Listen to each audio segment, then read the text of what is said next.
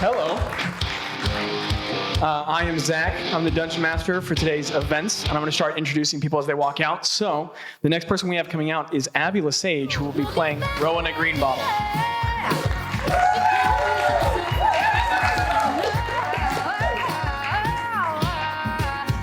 We also have Jaci Butler, who will be playing... No, Abby's Gretta. That was wrong. We have Jaci Butler who's playing Rowena. We'll get there. We'll get it. I'm heading straight to the bank. We're getting there. Straight to the bank. I work every day and I don't need a break. No, I don't need a break. I'm just being real. No, I don't do fake. And finally, we have Landon Williams, who will be playing Bazz.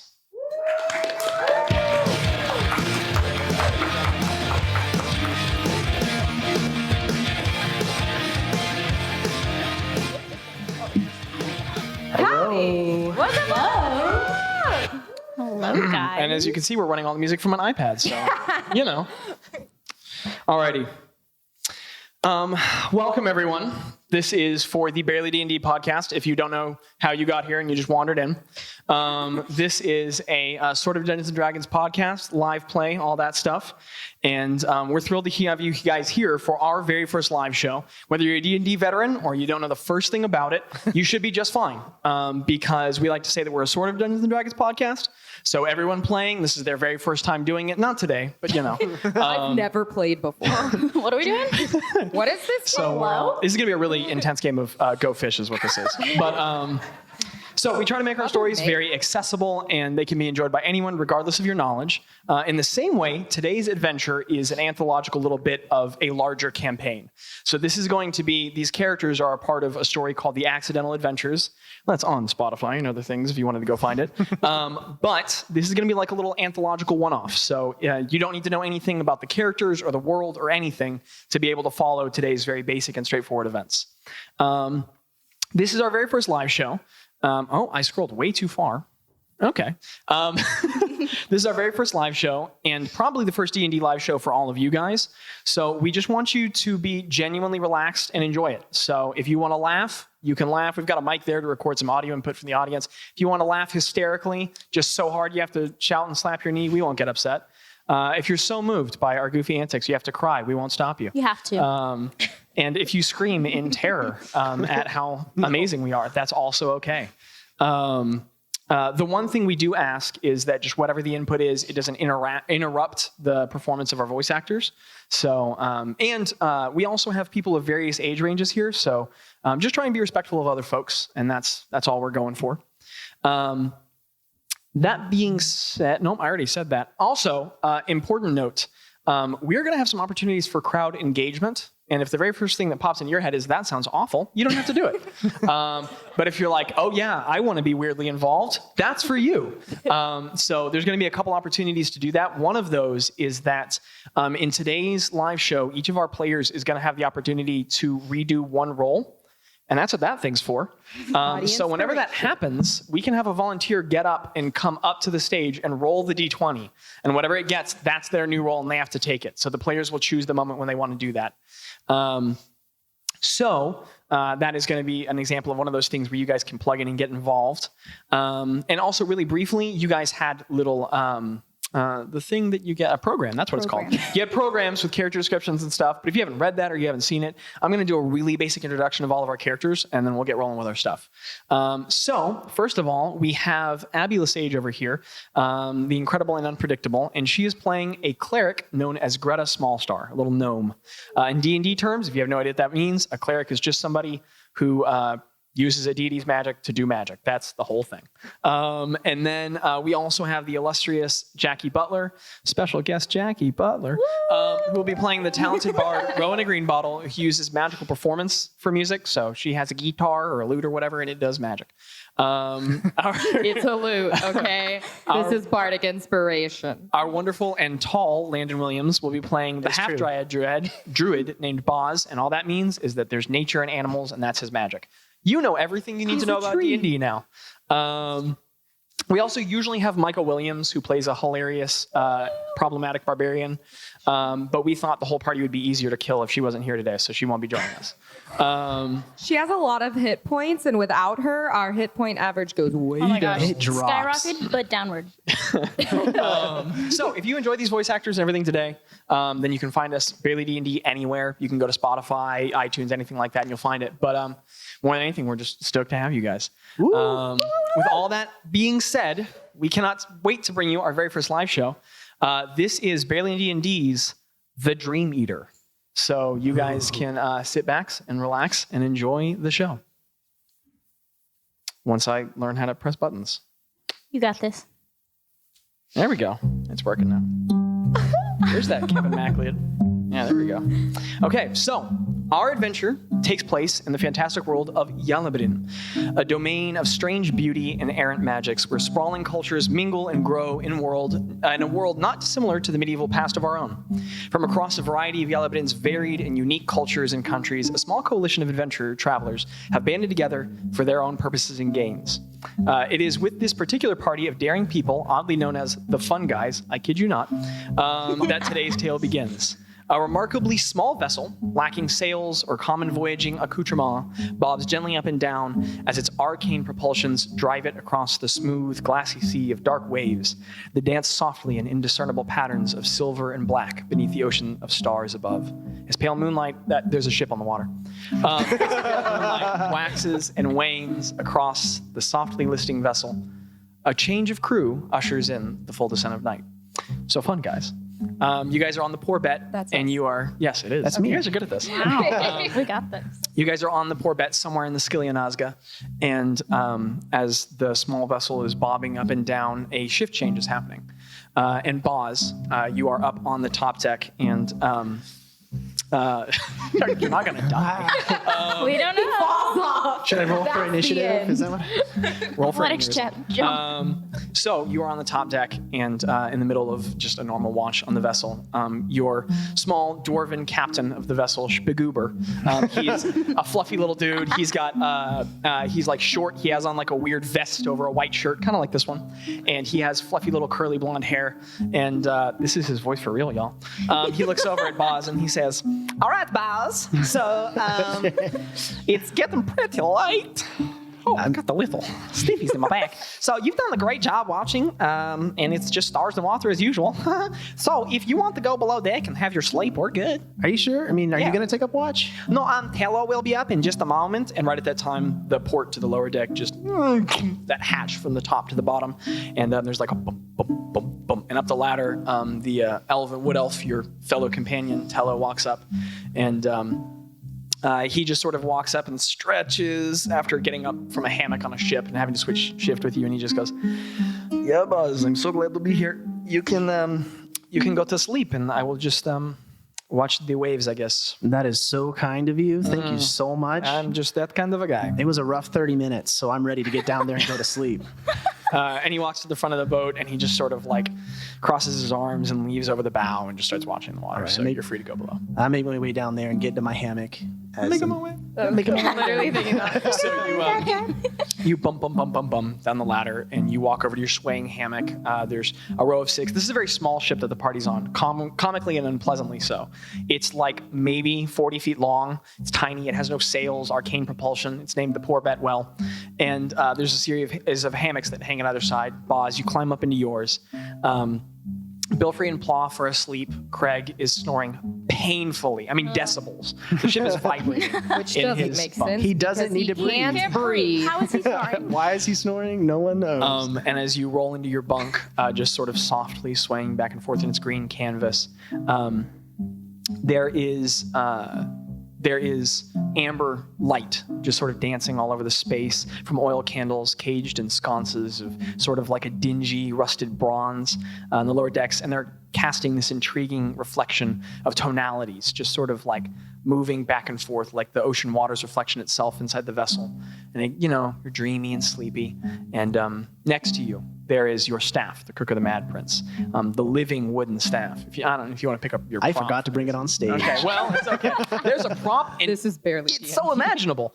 But it's this living staff. It's like a chestnut, warm brown sapling, and its roots have grown into the bottom of the ship and are standing it up. And with the giant green crystal on the top, and the strange magics that intertwine it, you sort of climb into your hammock and you're looking into it, and the imagery and light dances back and forth. And I think most people, when they look at it, get a little bit of a headache, and it's kind of hard to look at with the weird, strange magic that comes off of it. But I find a lot of comfort in it, so I kind of like look at it and just let the confusion kind of take over me as I fall asleep. Okay. And as you do, what helps is that Ro, the party's bard, is in her hammock just plucking away at a lute. Playing a song that sounds like this. That's right. You thought it was just role play. Getting your money's worth. So as you fall asleep there, the gentle strumming of her lute is playing.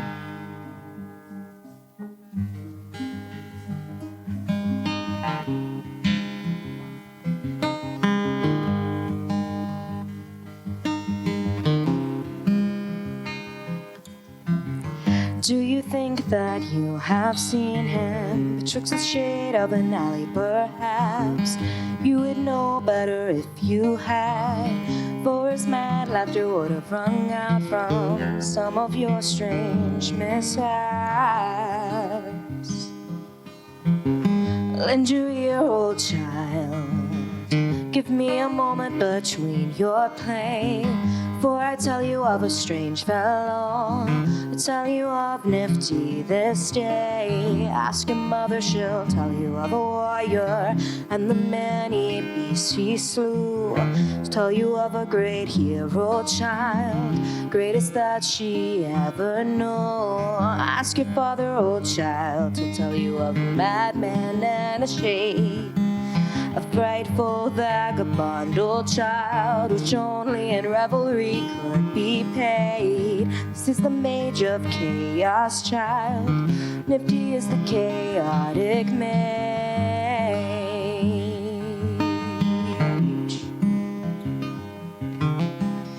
One thing that we may say of him, old child, whatever he was, from history he will not fade. The chaotic mage, oh, the chaotic mage, oh, the chaotic mage.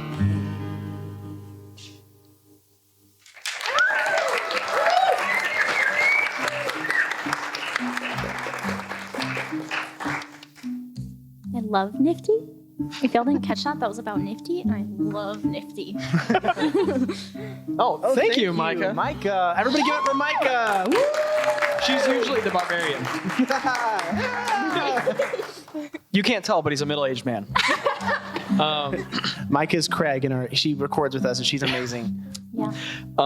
So, Bazz, as you're just sort of gently swaying in your hammock, that song is gently playing, describing that mythic figure of Nifty the Mage. And it all begins to sort of swim together, those gentle rhythms and pleasant sounds. And as they're all slipping together, the swaying sensation of the hammock sort of begins to create a falling feeling in you, a closing of your heavy eyelids, but also a physical sensation of falling. As you oscillate in between in the hammock, that bottom of the arc each time feels most evident to you. You feel your back sort of lowering, and it has this effect on your sympathetic nervous system where you're just sort of focusing on just that feeling. And as you look over one last time at the green of your crystal, it sort of blurs everything together, and you just give in to sleep. And then you continue to fall. Oh no. And you fall, and in the weird, lucid way of dreams, the idea of what you're feeling continues. And in the way that you are dreaming, but not aware that you are dreaming, you feel that falling sensation continue. You fall, and you fall, and and your eyes sort of open briefly, and you continue to fall. What? And as you sort of like blink, you are feeling the cool sensation of rushing air past your face, through your tawny beard. And just for reference, half dryads are half some humanoid race and half a dryad. So Bazz looks a little bit like a tree. His skin is the color of ashen bark. Your beard is red, like the amber of leaves. And that hair is moving back and forth on your face as you blink and you open your eyes, and you are falling through the sky. Literally, like falling?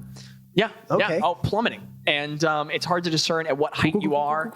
And there are pink clouds all around you as far as you can see. Oh, so I'm like literally in the sky. Oh, literally in the sky. Got it. And as you look around you, there's pink clouds everywhere. And deep below you is a rock, mirror, I don't know, something big and shiny. And you're just falling straight down. What are you doing? I am, okay. So Sure, if I boss. close my eyes again, I'll be back asleep. This is obviously a dream. So I close my eyes and I wait for 10 seconds. And then I open them again. Man, you sure do fall fast. Oh, is it closer now? Like, is it Yeah, bigger? I mean, really close. Oh, great. Moments, maybe? All right. What's gonna happen, boss? I don't have anything. Dude, we're pulling out the spells like right away. What you doing, boss? I am falling. And I'm just gonna, I think this is a dream. I'm not gonna do anything. I'm just gonna fall. Okay. All right. I don't have And anything else I can do. You just, and you wait for impact, and there's nothing. There's just like a fluffy feeling. And Do I, as you like, sort of like fall in? squeeze your eyes and brace. You open up. Oh, and you're upright. Well, that's disorienting.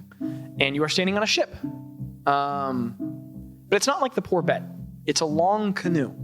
Long and winnowed through the center. There are two small masts that stand upward and two boarding structures that connect it to another side canoe, much like those, like the historic Polynesian canoes of our world.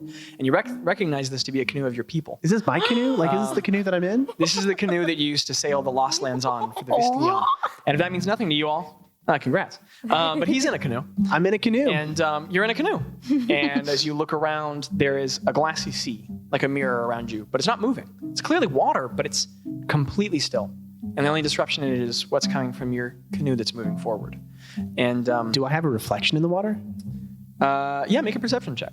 Oh, First roll of the night. Or Captain Cack. that is a 16. Can I assist? No, because you don't exist. We're not in the dream, but can we be there? So, Bazz, you look over the edge while Zach desperately tries to switch the song. Oh, you have to click the icon. No? I don't know. We got this. Drummers. Boom. Just kidding. Okay, all right. Landon said, I want combat. Zach's like, just adding 3 more monsters to the roster. I do already have a battlement. It's playing. Yeah, okay, cool. This is how it is on the podcast, too. And so as you look over the edge, you put your hand on the side of the firm wood and you peer over, and all below you in the water, there is a reflection, but it's not yours. It's of your life. What? And as you look into the water, this liquid precipitation of your subconsciousness, this stream of consciousness, if you will, is below you. And as you look down, there is you as a child, and you're running through verdant, high, thin grasses with sort of like otherworldly flowers at their top, as are evident of Agba, bright blues and neon pinks, and you're chasing some small butterfly, and your sister is running nearby laughing. There's no sound, just the imagery. And as the ship sails forward, the memory just immediately bleeds into another, and you're on the poor bet, and you're just watching yourself with your arms leaned over the side, watching the ocean. And it's just this endlessly, images all around you. Weird. You're so right. That's so true. Is there anything around me? Like, are there any of the islands that I'm used to seeing, or is there... So, when you look to where the rudder control should be on the ship, it's just the crook of the Mad Prince growing out of the deck, Oh, really? out of the bottom of the hull. And that is there controlling. And it's just an endless glassy sea, and all around it are pink clouds with soft mist at the edge. And as you look, you start to realize that in the distance, all those clouds that you see make shapes and images. So off to your left, there's a huge mound of clouds. And they're all very abstract, so it takes a moment of looking at them. But the more that you focus, you realize, sort of like the way that you do when you look at clouds as a kid, you're like, oh, that kind of looks like your mom and dad and sister. Like vaguely. Like even the clouds are showing memories and stuff like that? I'm sorry? Like even the clouds are like showing memories and stuff like that? The clouds themselves are specifically, like one large column of clouds are a tall, slightly more masculine figure, another more feminine, no divine features, another shorter than your sister. And in a weird way of dreams, you're not certain, but you just know. And then you look off to your left and you can see what looks like a giant ship, which is to say a very small giant ship. And you can see an image of the poor Bet sailing on one side of you. And then behind you, you see mountains. But up ahead, straight ahead, you see a huge columnar cloud as I punch Abby's mic really hard. I describe it with my hands. There's just this huge, massive cumulonimbus, and at the top, branching out from it, are smaller, thinner, impossible strands of cloud, and you realize it's Agba, the giant tree of your home. But down at the bottom right side of it, something's wrong. And there's like this little dark patch of cloud that's pulling off of the side of Agba and swirling around like a little cyclonic typhoon, but calmer and slower, just off in the distance ahead of you through some pink mist.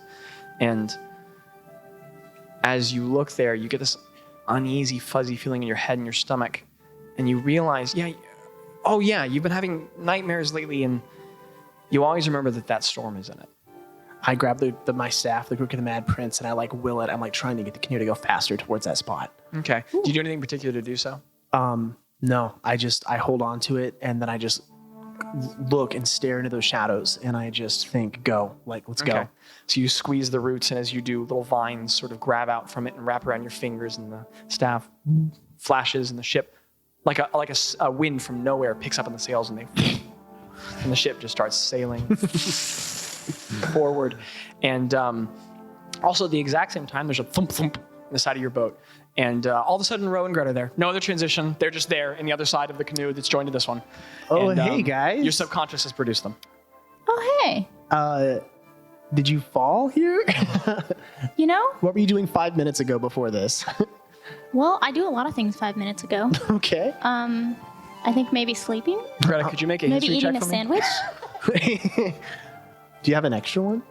I do, yeah. I'll Can I take produce that. a sandwich from my pocket? Greta, you think about a sandwich, and there's just a huge hoagie in your hand. Dude, this place rocks. Is it a Jersey Mike sandwich? I rolled a 4, Does that exist? Okay. Oh, okay. but with math. Oh my goodness, here come the stats. That'll be a 12. Yep, DMs everywhere, you feel me. You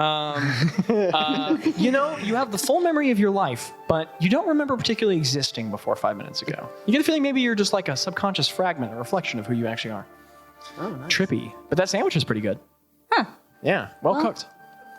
Existence is shaky, but sandwich is good. There you go, folks. That's all you show. really need in life. Existence is shaky, but sandwich is good. Ro, you are also suddenly there. I think Ro is just like patting herself, like looking around. And she has her lute, and so she's kind of like fiddling on the lute, like to make sure it works. She's just like, Bulls, What's up? How you doing? where are we, Bulls?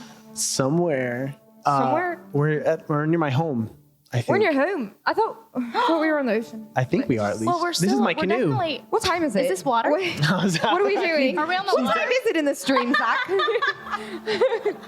Okay, so what someone who doesn't listen to the podcast lacks context for, she has the keen mind feet. She always knows what time it is. No matter what. No time. First time in Ro's life, she doesn't know what time it is. She's freaking out. Okay. She prestidigitates herself even though she seems just as clean as she was 5 seconds ago. Ro, on her lute, and there's this like flurry of purple and green light, and you are the same amount of clean. Yeah. So the ship is sailing forward, and you are growing closer to the column of clouds in front of you, and you're just in Bazz's subconscious. How big is this boat? Whose boat is this? It's mine. It's yours. I used to take it to explore the other islands around my home back when I lived there and wasn't trying to save my bees that I have with me as well. I was going to say, do you have And your bees on Bazz's you? side is a box of glowing bees. Wait, Greta, just a second ago, you Yeah. you created a sandwich. With Greta's your gonna mom. think about Wait. bread. Yeah, Greta's gonna think about bread. 3 pieces of bread. 3. It's a big, pieces it's a of Big bread. Mac. Ro's gonna see that, and Ro's gonna think really hard, and like hold out her hands, and think of like the best cake she's ever had in her life. Okay. You think, and then there's a cake just falls in your hands. So there's no plate, so it just passes your hand and into the bottom of the boat. There's just chocolate cake everywhere on your hands and icing. She just prestidigitated her hands. So she's just gonna. Yeah. It's good cake. It's good cake. Yeah. Fresh icing. And then she's gonna prestidigit. She's gonna whistle. okay. and they're clean. And there's the whistle sounds, and there's purple and green light, and it all cleans itself up.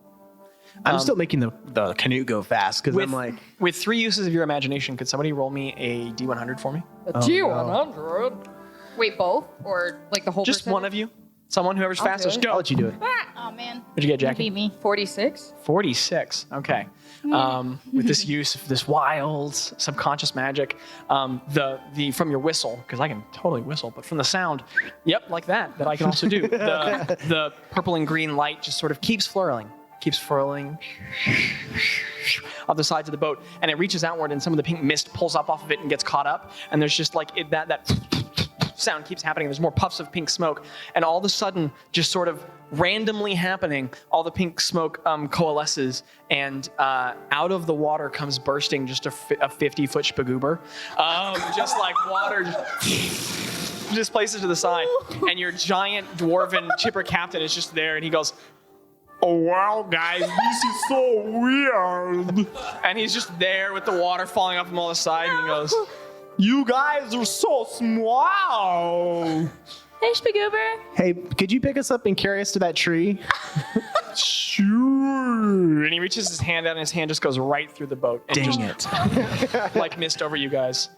And he goes, "Wow, think of the larger story implication." And then he just fades in a mist and away. Spagoober. And the ship is sailed. Rose freaked out. Yeah. She grabs Gretta's arm. Your hand passes through. Whoa. No way. I'm gonna I reach out and try to touch Rose. I'm gonna start patting the boat. Your hand goes through. I'm gonna pat the ground. You go to pat every time you pat your hand, it just My hand. turns into mist. Every time you turn into mist What on the happens boat. if I like try and like Okay. put my own hand? It's my hand. Explain. It's already getting them, right? We've been here for 5 minutes. We're gonna push the boundaries of So Zachary's creation as you much as meld we your can. hands together, they just turn into mist and mist. It looks like you missed. What happens if I? Rose. I like inspiration. Go ahead. Oh. What happens if I punch myself? Odds or evens. Evens. 15. You go, "Wow, this is nuts!" Bam, and you just get yourself in the face and take a point of bludgeoning. And you just sock yourself in the face. Rose gonna think really hard and see if she can. She wants to try and float. Okay. Could you make just a general intelligence check for me? Gosh, that's bad. That's only a 6. So you begin lifting. Yes, you are rising out of the boat a total of 5 feet. Now you're not. Back into the boat, and it just rocks slightly. I'm still like on the staff. Like, let's go. Like, let's get to this Yeah, dark Bazz, it's spot. How far away are we guys from doing? this tree? Is it getting closer? Yeah. It's reaching the horizon. It's far off, and the mist is just sort of growing closer, and all like sort of at the edges of y'all's periphery of your awareness, you can just vaguely hear sounds of your memories all the time. So as you're going, Can we you hear like, each other's? Or just our just Bazz's. It's all just Bazz's memories. They You can can like hear my memories. Like, well, you can lightly hear every once in a while as you go through like another cloud of mist. You hear like a ba-dum, ba-dum, ba-da-da-da-dum from a tavern, and another time you hear like a of magic casting. Another time you hear laughter that you don't identify, but that you know to be the high jovial sound of your sister. And you guys are just passing through memory after memory, and you guys can smell things. You can smell. You smell the warm bread of the warm hearth, that honey bread. You smell the familiar scent of Craig's farts. You smell more haunting tones. You smell the hard iron scent of the blood on the day that you fought Dolgoth. You smell grasses of fields that no one but Bazz remembers. The whole place is just a strange wash of memories as you slowly sail through clouds, the tree getting closer. I'm like staring at the shadow at the base of the tree, trying to like make out what it is and like see if I can understand what's going on. Okay. Bazz, make me another general intelligence check to interact with your dreamscape. That would be a straight up 4. That's not good. Oh, I like the live show, y'all. Also, basic idea behind D&D, they have character sheets with stats on them. They roll dice, and then they add those numbers on, and that's everything that happens in the world. That's it. You know Can't see it. You D&D. can't see it. There's numbers. So, Lots of them. We play math for fun. It's great. Sometimes. yeah. I didn't think that was going to get me so hard. As you look at the dark swirling cloud, you can't make it out. And there's just sort of like a sudden in your head, like a flash sound and image. And all you see for just a moment is just a single unpleasant memory. Just a flash of Douglas' face, the white bone mask and the red eyes underneath just in your mind for a moment. And then you blink hard and you're fine. You're just looking at the storm again, growing closer. I don't like that. How close are we to this tree? It's not far, and you're getting closer and closer. When you began sailing, maybe 10 minutes ago, it was maybe half a mile away. Massive. It's impossibly large. And in the way of dreams, like you can tell that it's big, but you're just not sure how big. You know, there's the vague awareness of things. And but as you're getting closer, maybe 1,000 feet now. Oh, dang it. Growing closer, closer. Can I cast? No, never mind. No, go ahead. You can do whatever you want. No, I don't think I. Oh, that was a good one. Sound off. Can I look over the boat and look at the water? Okay. You look over the edge. As you sort of peer over the edge, you do not see your reflection. You see your memories. Just gonna make a little note real quick. Not important. Don't worry about it. That's scary. No. I hate it when you make notes. Zach writing stuff down is not a good thing. No, we don't know that. Never good. Good. Craig said he couldn't swim, and Zachary started writing, and we were all like, take it back, take it back, take it back. Stop writing right now. And now Craig can't swim. Ever. So you look over the edge, and you see fields. They almost look like an ocean themselves. Sprawling, rolling, gentle, golden, amber, warm tones give way to greens as one mixed grass gives way to another in the spring of the Hilal. And there are small sages scattered here and there. Maybe 1,000 in front of you, but over such an expanse of miles, they just like dots of silvery color, blue clouds in the sky. And you just sort of, you see a vision of your own perspective, like sort of seated with the grass up tall around you because you're heckin' short. Yeah. And it reaches up past your shoulders, and without sound, for a moment, a figure sort of walks by, and into your periphery. It does not loop. Hold on. Oh, yes, it does. Never mind. We're good. So out of the corner of your periphery, a figure comes walking by. Humanoid, human. Almost 6 foot, tall, round spectacles, branching over the back of rounded human ears. There's like a dusty brown hair with a slightly receding hairline, a soft beard, and common clothes. And some human man just looks back and smiles at you and says something briefly. There's no noise to the memory. Then he begins walking, and in your memory, you sort of climb up to your knees and begin falling after. Just visions of your life, your childhood. Very nice. You falling off of a sheep. You Yeah, know, probably more than once. a lot. Yeah. It's as you look over the edge, there's like 5 minutes of that. Yeah. It's like an AFV video reel of just you like falling off of sheep after sheep. After Greta's thinking, she's like, maybe that's why I have trouble remembering things. Maybe that's why sometimes looking my over the edge head's going, a little... oh, that's what happened. Concussions. Yeah. I'm gonna reach out and try to touch the water, like as one of my memories is going on and see if anything happens. So Bazz, as you reach your arm over the edge and you stick your finger in, at first, just for a moment, it's cold, but the moment your finger goes deeper, you begin hearing, feeling, smelling everything, the memory that is proceeding in front of you. And this one is one of you playing Beggar's Hope in the lower deck of the Poor Bet, just a game of dice with other of the party members. And you're down there, and immediately you can hear the sound of the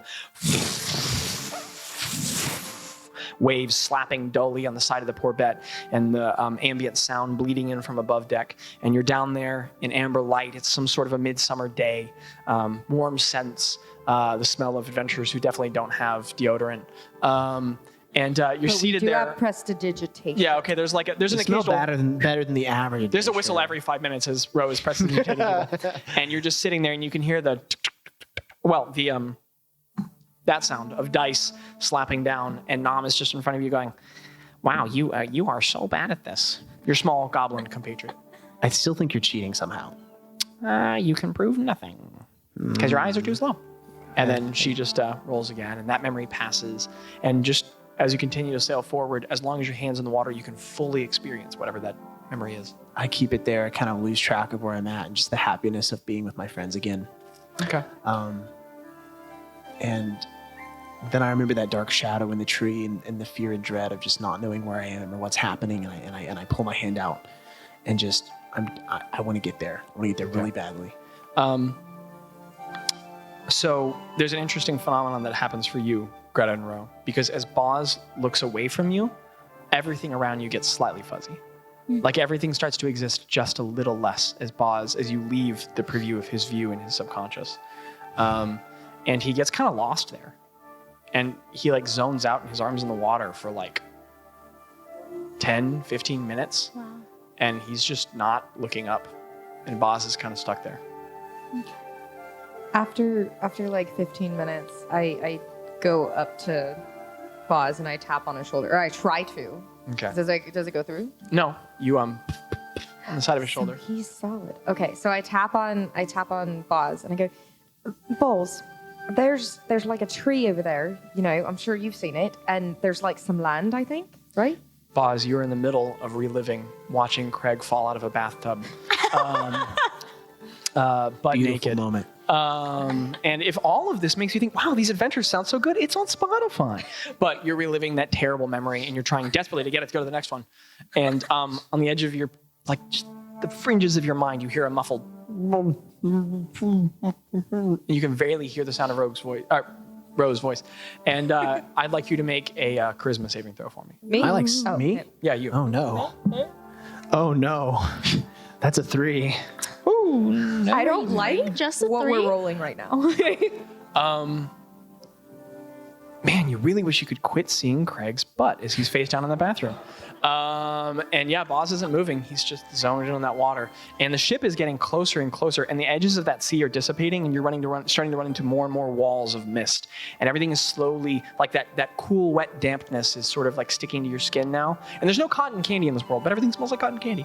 And you're sailing Smells into like the cotton clouds of memories now, and that tree is getting closer and closer. Now it looks close enough like you're driving into downtown Dallas, and there's a skyscraper not too far away. Okay, I look at Greta now, and I say, Greta, you know how you got the bread to get in your arms? Yep.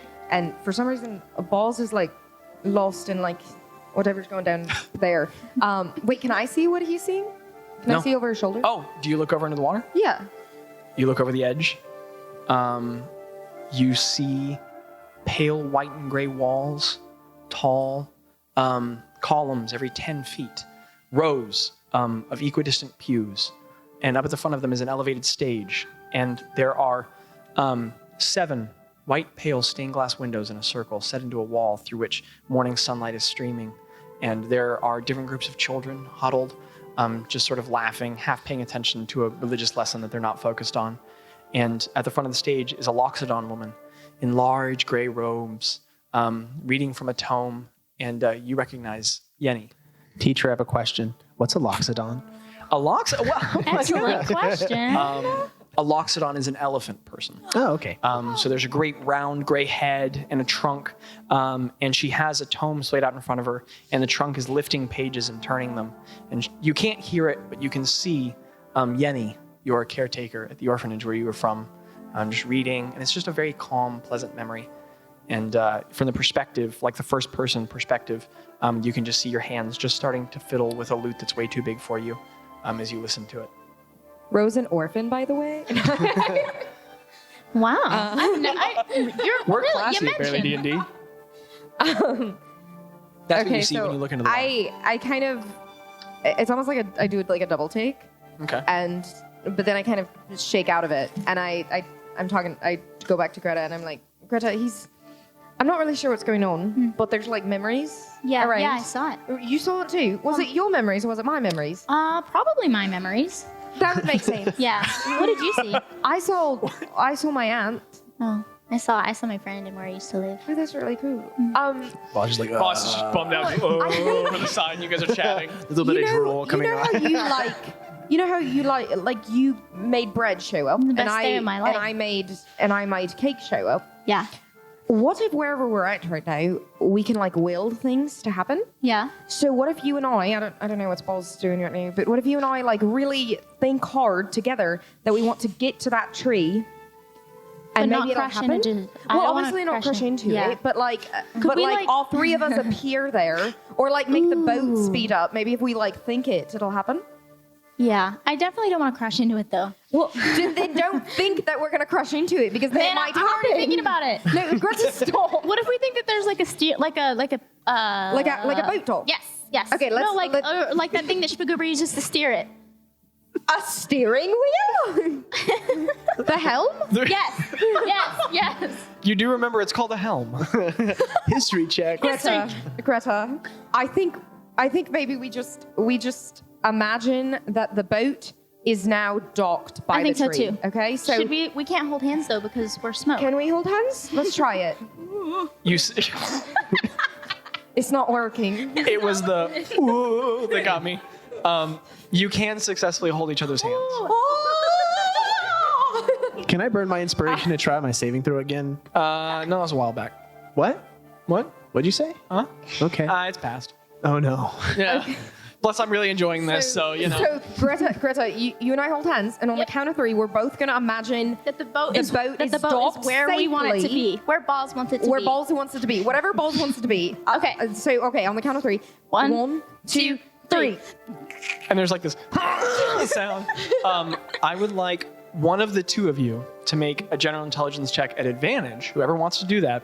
I'll And do it. this I'll is do going to it. be a much higher DC to make a much bigger thing happen. Oh Come on, no. Greta.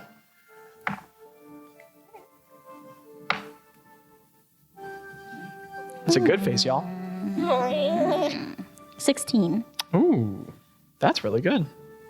But it's not a 20. So as you guys squeeze, Wait, can we and do think- audience inspiration? Yes.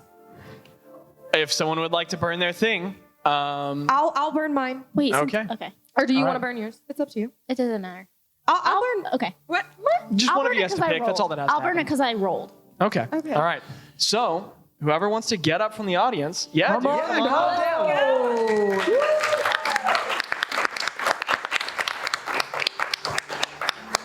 So I'm just going to step back to the mic every time I have to talk to you. So I'm going to give you this big inflatable D20, and you just huck it somewhere on the stage, and we'll shout Not out the what we get. microphone, ideally. Wait, I just remembered whatever you roll, we have to take. So please roll above a 16.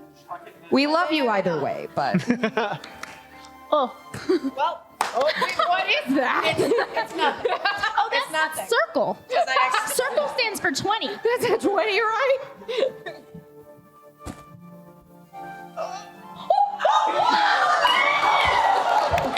That's a 2. That was amazing. Thank you. It was so close. It was 22. Okay. Oh man, I like that. Okay, so I'm just gonna mark off that 16 and write a 2. So sorry, Abby. Oh, that They affects your feel average. bad, Abby. but you nailed it, buddy. So you guys hold your hand and you squeeze, and the boat begins to shimmer and vibrate, and then and everything around you just disappears in a cloud of mist. And you do successfully transport the boat. Oh my gosh. You do transport it. Everything don't tell around me you backwards. dissipates suddenly, just away. And all of a sudden, the following sensation is one of like your stomach moving rapidly as force pushes you rapidly. And both of you guys fly forward in the canoe because the canoe has suddenly met whatever hard surface was ahead. And the two of you guys fly, actually all three of you fly forward out of the vessel. And I'd like dexterity saving throws from all three. Oh my gosh. Yikers. I joked that I hope one of the characters died this session since it's non-canonical, and now I'm worried that all three of us are just going to eat it in the first hour. Hey, what is up with these dice, you What's guys? kind of saving throw, Zach?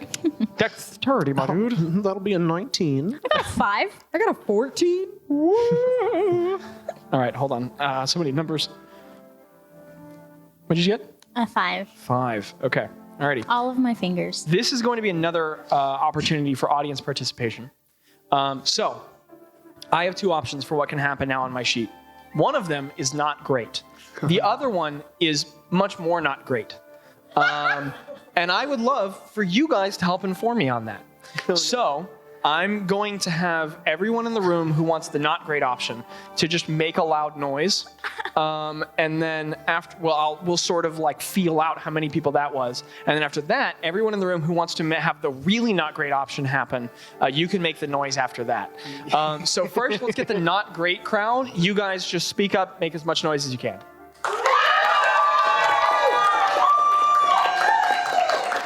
Yes, this is a pretty good number. Let's get the really not great crowd.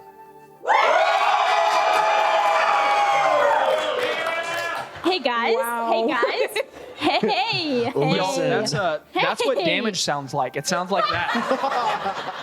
I think I just took a point of fire damage, you guys. So I'll just pick up. Ouch. I'll pick up 2 of these dice instead of 1. Oh my gosh. Oh my goodness. Oh, wow, We're going those are ham. pretty good rolls. Okay. So each of you guys. So what happens is, Bazz, you are having now a pleasant memory. You're walking through a field, lush. It's gone. You're flying forward out of a vessel. And what happened is, as you guys like willed the canoe from one spot in Bazz's subconscious to another, the ocean ended. And you guys moved forward to the semi-solid ground ahead of you, but you didn't just move it forward, you moved it up and forward. Into the sky. And the boat ceased to exist, and now all 3 of you guys are flying forward and down. So Don't worry, Bazz, guys, you're I was here a falling few through the minutes ago. air. We'll be fine. You're falling through the air. You're falling through the air. Bazz, you are going to take half damage as well as Ro, but Greta, you failed hard.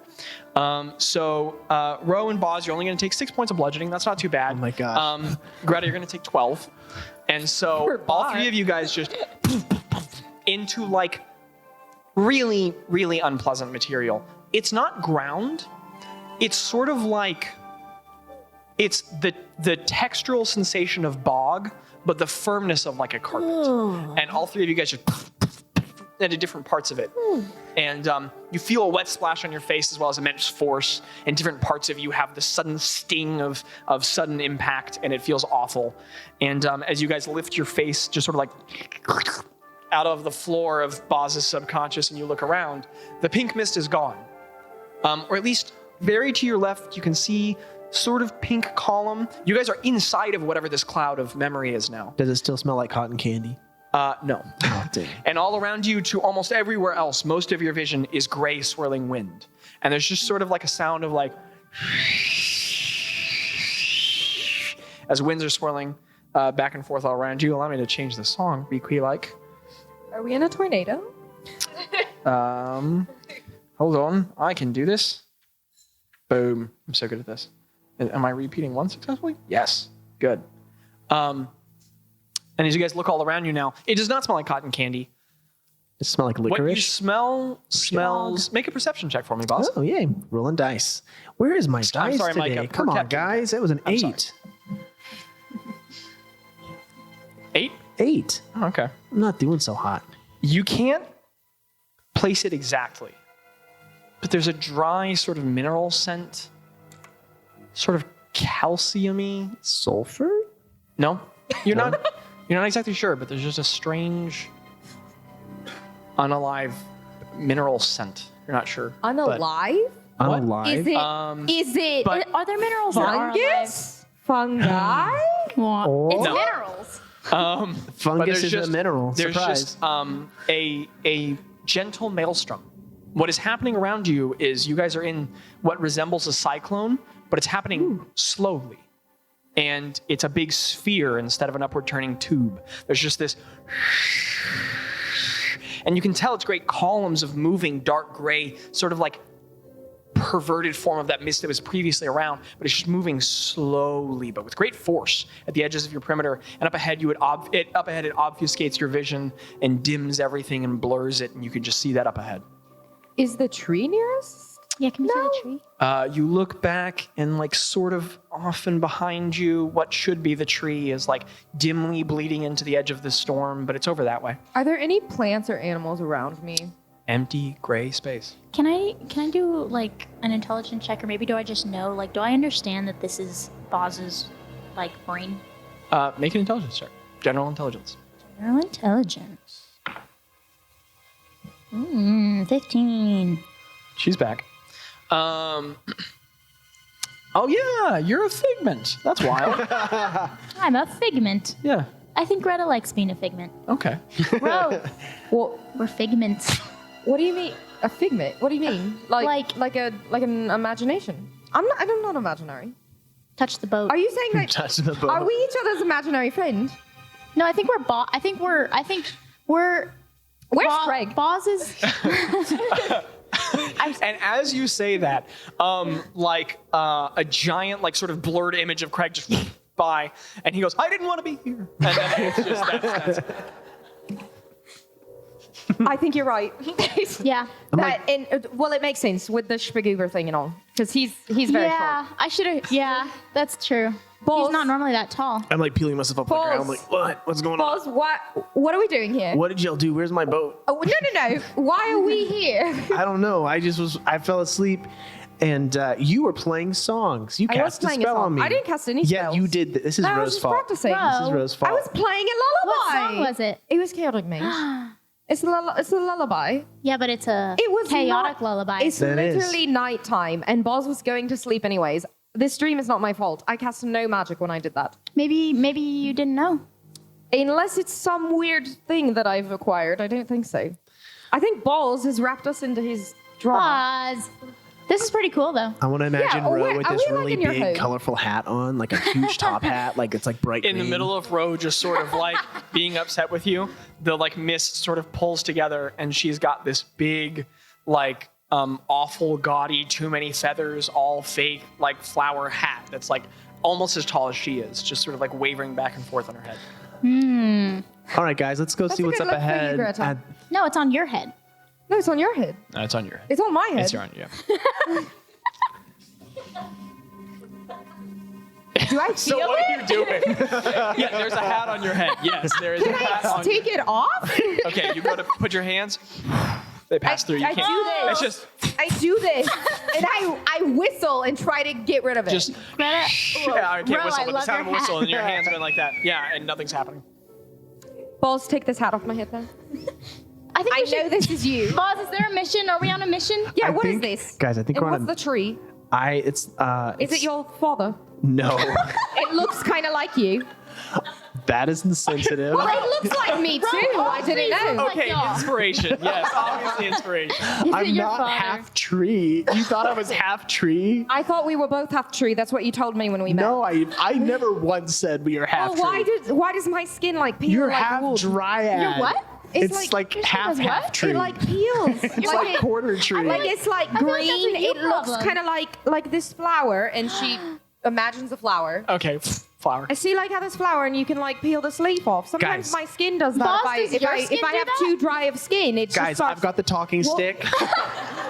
Balls, we can't even look at the talking stick. yeah, There's- it'll hurt my head. All right, I turn it upside down. You put the gem down and it like dissipates into the and floor. I You're say holding it there upside is down. there is a bad thing that way. I saw it, and if it's here, that means it's in my subconscious too. Okay, Well, that's not good. Which is not good. Are All we right. like on a mission to fix We're your on a mission to subconscious? fix my subconscious. I can fix That's it. gonna Some take people a spend while. years in therapy for this, but I think if we try really hard, we can fix it right now. So let's go. I mean, We've got this. yeah, I'm fine with it, especially since I'm a figment, which I'm kind of offended by, Balls. It's better than being a fig. Greta's gonna. I like figs. Would you want to Yeah. be a fig? I'd rather be a fig. No. Since this is a figment, Greta's gonna try and do a flip. This is what I was waiting for. Make an acrobatics check. You got to roll.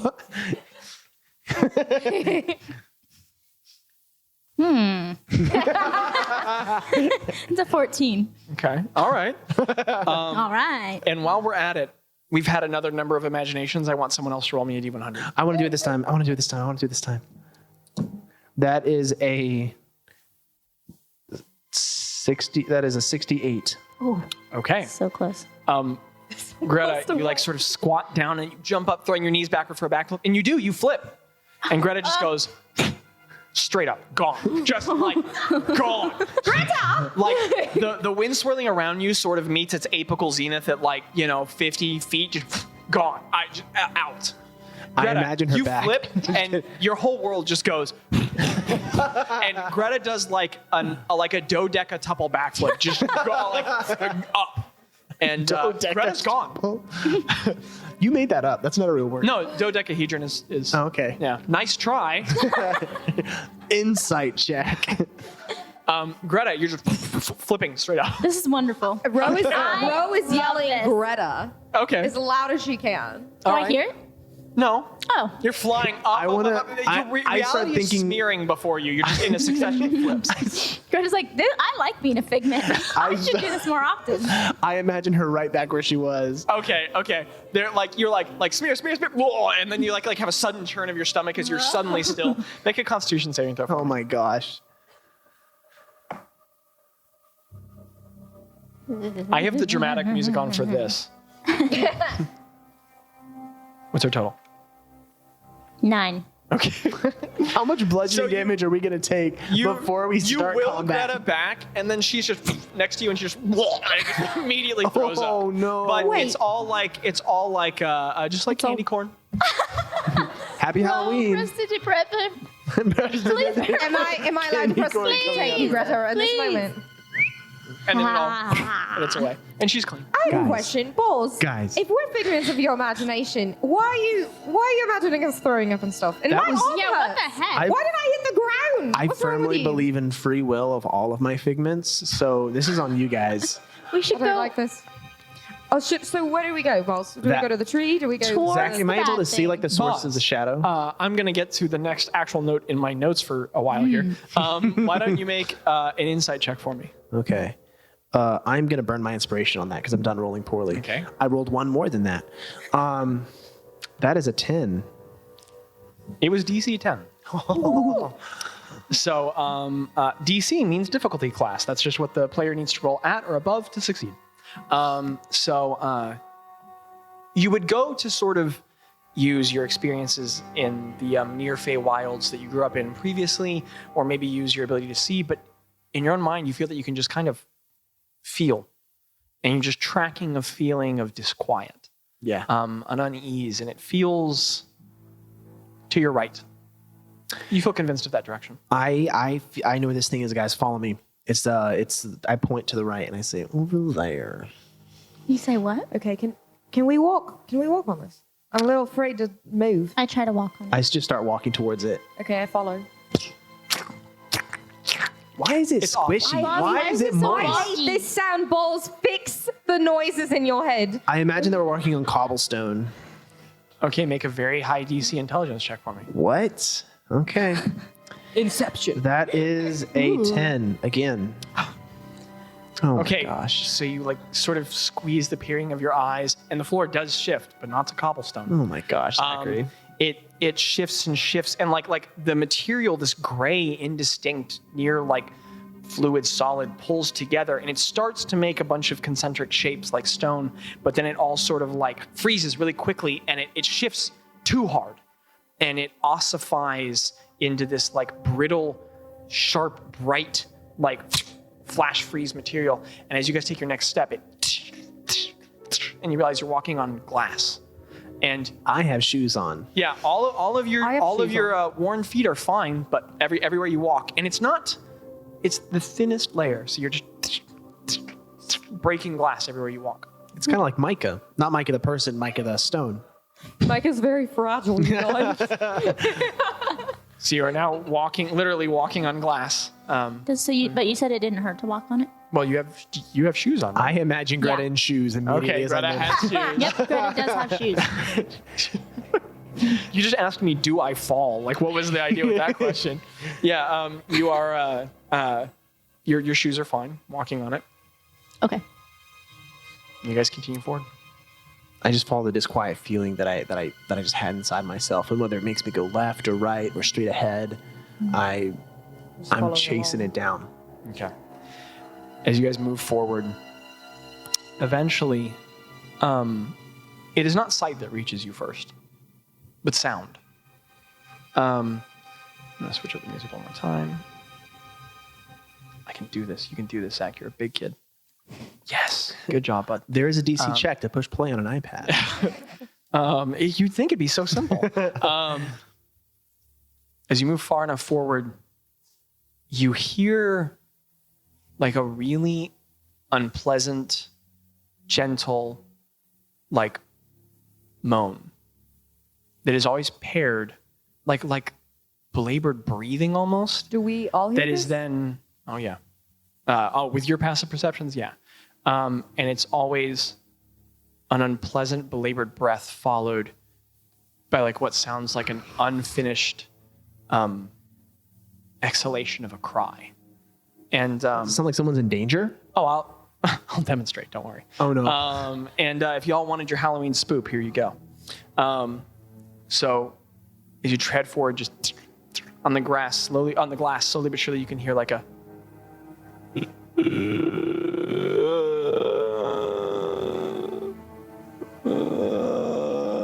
Okay. I get it.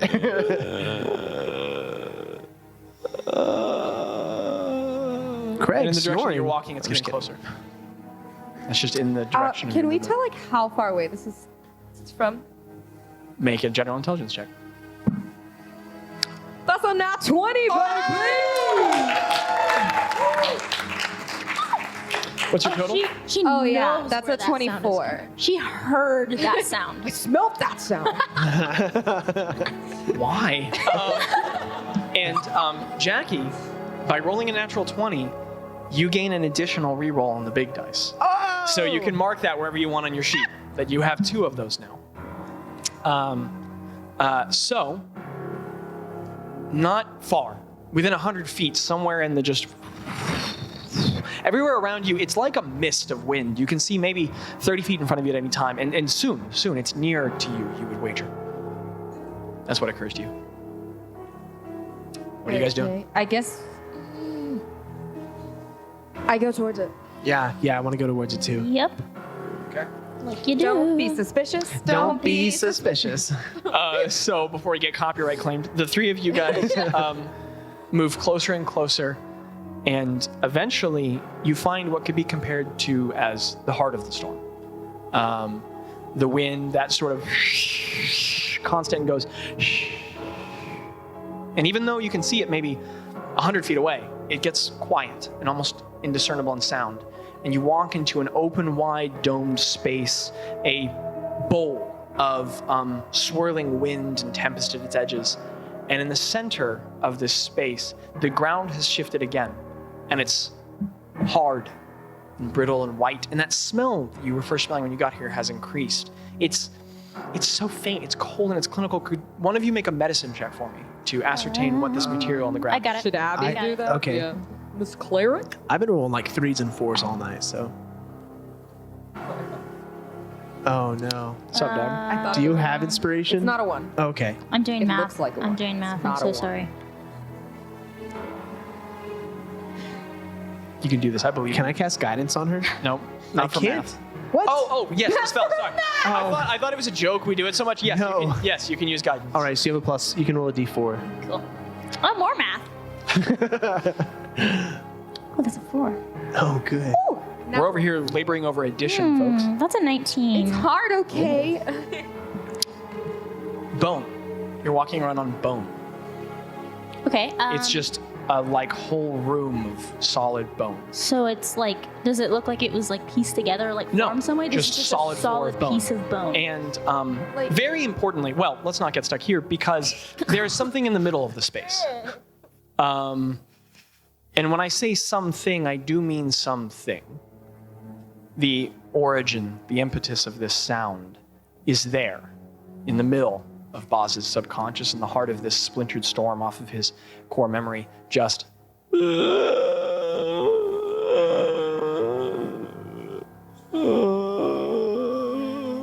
and the sound is following a hunched, it's a person, no, an animal, no, you're not sure what that thing is, but in a ball in the middle of the space, there is a creature. It's hard to gauge its size because it's balled up in the fetal position. facing away from you all. But if you had to guess, well, from its base, like from its butt on the ground to its shoulder in that fetal position, that looks 4 or 5 feet tall. So maybe if it stood 9, 10. And what you can see is a frame. Broad shoulders, scapula beneath, ribs leading down to waist. And when I describe these bones is because you can see these bones. There is an emaciated creature, skin thin and sallow, pulled tight across exposed rib. You can see the vertebrae pushing out from behind the back. The waist is lacking of all of the organs and fat given a living creature, and it just pulls tight to a waist so small that only the tension of it pulling across the lower pelvis gives it form. I cast animal friendship. I'm just kidding. And pushing out from the waist are 2 tall legs that push up to nearly the height of the shoulder with thin, sinuous muscle pulled against it.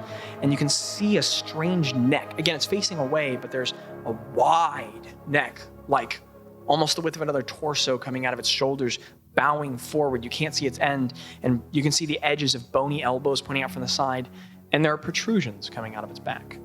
Each of the apical tips of its vertebrae pushes out into a spine, long and sharp, pushing, and it's just sitting in the middle, just Rose says, space. "Hello? Are you And the sound suddenly stops, okay?" and the bald creature reaches a long arm, Rose backing maybe away. 6 or 7 feet long, reaches out from its center, and the arm is unsettling. The femur is longer relative to the length of the radius and ulna than it should be. This section of the arm is all the way out to here, and its fingers, each of which are the length of almost its forearm, with end claws to them, and every single part of it is just long, sinuous muscle with skin tightly wrapped against it like it's completely dehydrated. And the hand just reaches out to the side, supporting it, and the creature moves each of its limbs independently of its torso. So a leg steps up and pushes out, and another leg, and it gets down on all fours in like a feral-like position. As it turns around, you can see it better now. Wide hands, splayed, wild cat-like feet, protrusions with claws, and its head is awful. At the end of a long tubed neck that narrows the tip, like that of a horse, is a skull, just a humanoid skull, but not pure bone. It lacks eyes, it lacks lips, it lacks a nose, but skin is pulled tightly across the calcium. And out from the top of its head are 2 large antlers. Like that, somewhere in between a moose and an elk, sharp protrusions, and hanging from the antlers, the edge of the jaw, and the throat and the chest are strips of skin. And it's very hard to tell from their color whether or not it is the skin of that creature or the skin of a different creature. And in the center of its head are just hollow, dimmed black spaces. And it just turns around in complete silence and turns its head straight toward you, Ro, and just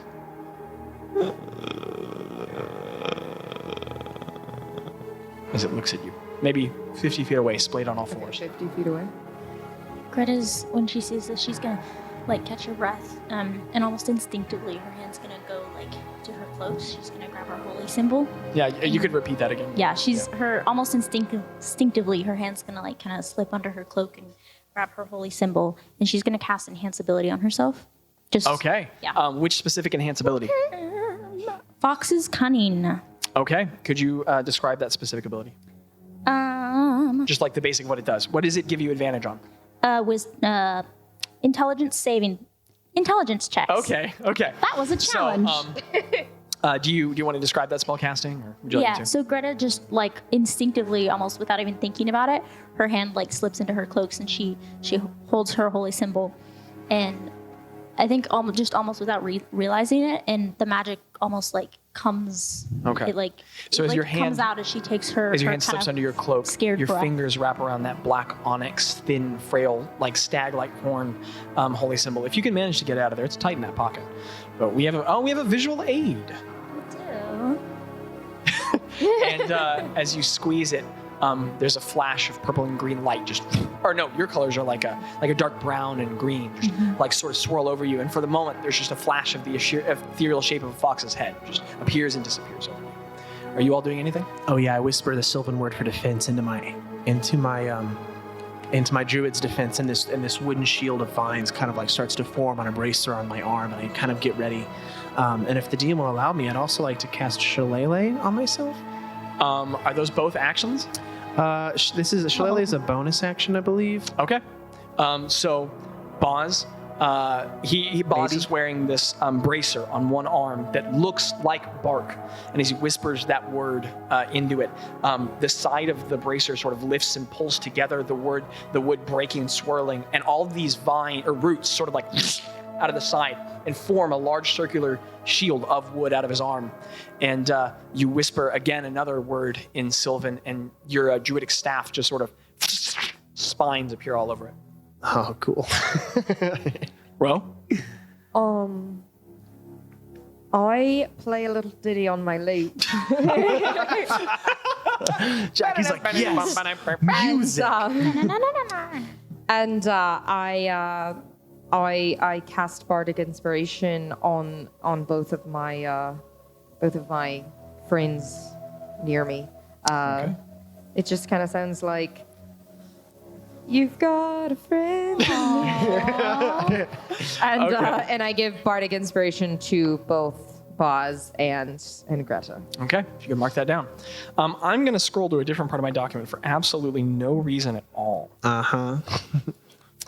The document of fear.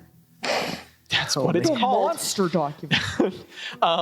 And just out of pure coincidence, I'd like everyone to roll me initiative. Oh my gosh. That means we're fighting.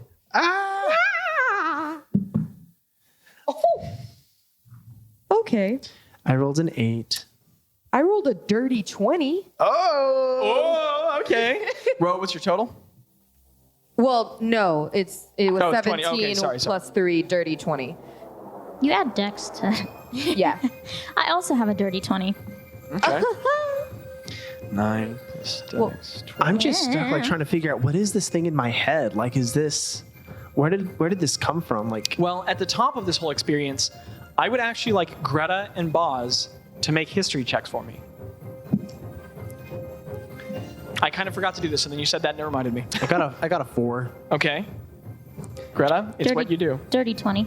Okay, thank goodness. was a Someone gets the 12. information. Okay. Greta, as you look at this horrible thing, this subconscious reflection of who you are, recognizes immediately what this is. This is the Bezorzal Bazz. That is legitimately the name I chose, yes. The Bezorzal Bazz? The boss? The Bezorzal boss? This is a monstrosity from the Shadowfell. Oh no. And you specifically know what it is because it is the descendant remnant of a hero from a very long time ago that fought hags.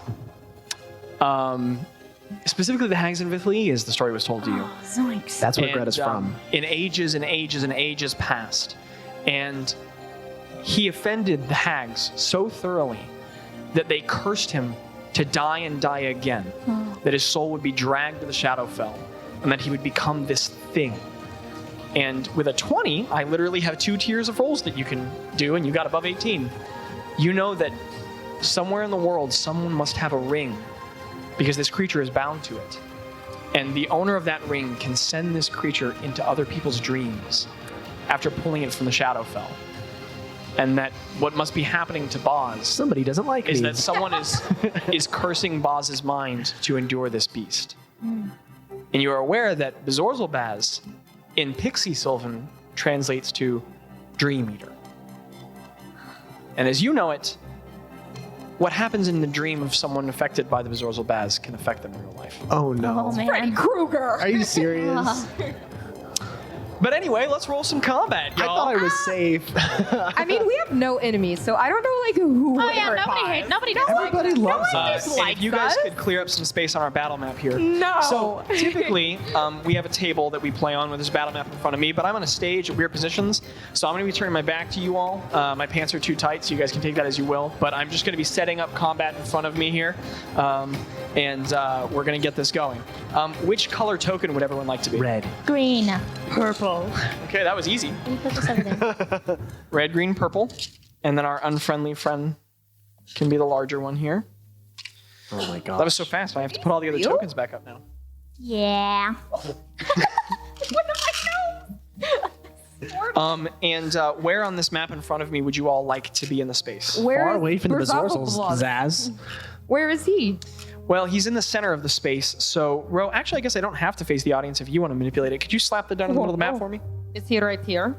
Is that the good place? It'll be in the middle. Is in the middle. Perfect. You're so and good now at placing tokens. You guys Jaci. can place your tokens as you see fit. You said we were like 50 feet away from him. Yeah, about like that, yeah. 5, 10, 15, 20, 25, 30, 35, 40, 45, 50. That's a long way. Who's in the middle? Bazz? But his arms are like 6 feet. Bazz is a little bit ahead of us. 6 feet. Yeah, I'm a little bit ahead. It's kind of like Twice as this. tall as me. You guys can't see I it, like but that. we're like We're like, that. Yeah, we're in a triangle. We're like this. Yeah. Okay. Do you guys, is Why it a am I visual in This aid is for the you now? three of us, and it's like this. Okay? Oh, it 2D is. shape. So with all that done, thank you. You're welcome. So first initiative is going to be Ro and Greta. Which of the two of you has higher decks? Me. So we you're both gonna have +3, don't we? I have +2. I have You have +3? So Oh, Ro, you are not first. me. What do you do to start combat? So it's me first. It's you first. You got this, bestie. Oh boy. I don't know that spell. You know what?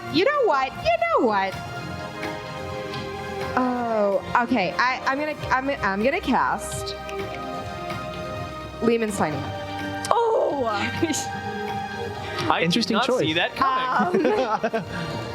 I'm gonna cast Lehman's Tiny Hut, which is like a 10 foot like little dome around us. And I'm just gonna put it up, Okay. and I'm gonna make it like an opaque purplish with my Okay. magic. I'm gonna do it as quick as I can, so it's gonna be like What does it look like as you cast? so it starts swirling around my feet, this purple and green magic as I'm playing on the lute, and what I'm playing on the lute is kind of like I don't know. Yes, That's what thank it you. Whoever sounds did like. it back, thank you. Okay, it's a magical lute. It literally sounds like Well, that. let's interrupt that real quick. What level is Lehman's Tiny Hut? Lehman's Tiny Hut is 3rd level. Okay. The Bazorzal Bazz Oh, no. is going to expend a legendary action to cast Greater Spellcasting. It's going to expend one of its 3rd level spell slots. And halfway through Ro going dun dun dun dun bada ding ding ding on her lute, it's just going to reach up a clawed hand and it's going to go.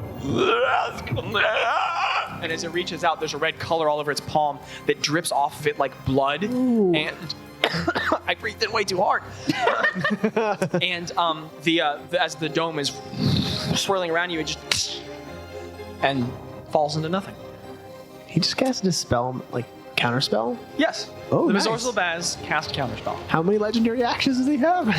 Who knows? Craig. So, Ro, are you using a bonus action or movement? Ro's very offended at this. What are you doing, Ro? Are you moving? What are you doing? Ro,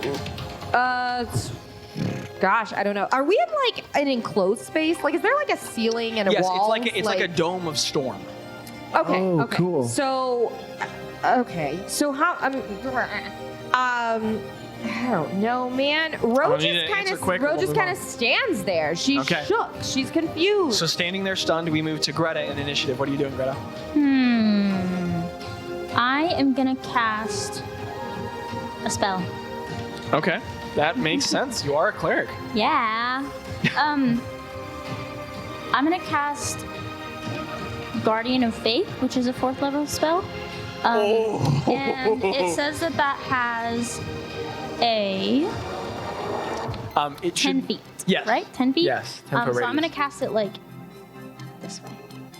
Like Directly in front of us. Yeah, I don't know why I didn't directly keep in my front other of us. tokens out, but we'll get there. Okay, so this is the wrong box. What does it look like as you cast this?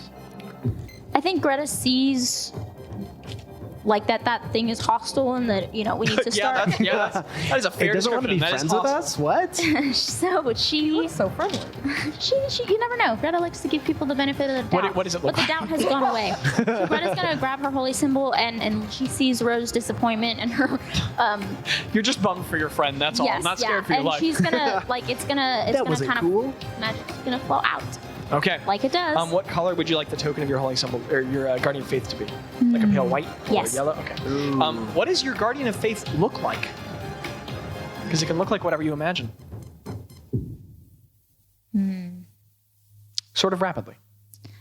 A big hag hand, maybe? Does it look like Bazz again? Like a second Bazz just shows up? Like, hey Just a guys, bigger Bazz. it's your good old looks like friend Craig. Bazz. No, just Okay, kidding. yes, No. okay. I think a hag hand is No, I cool. like the Craig one.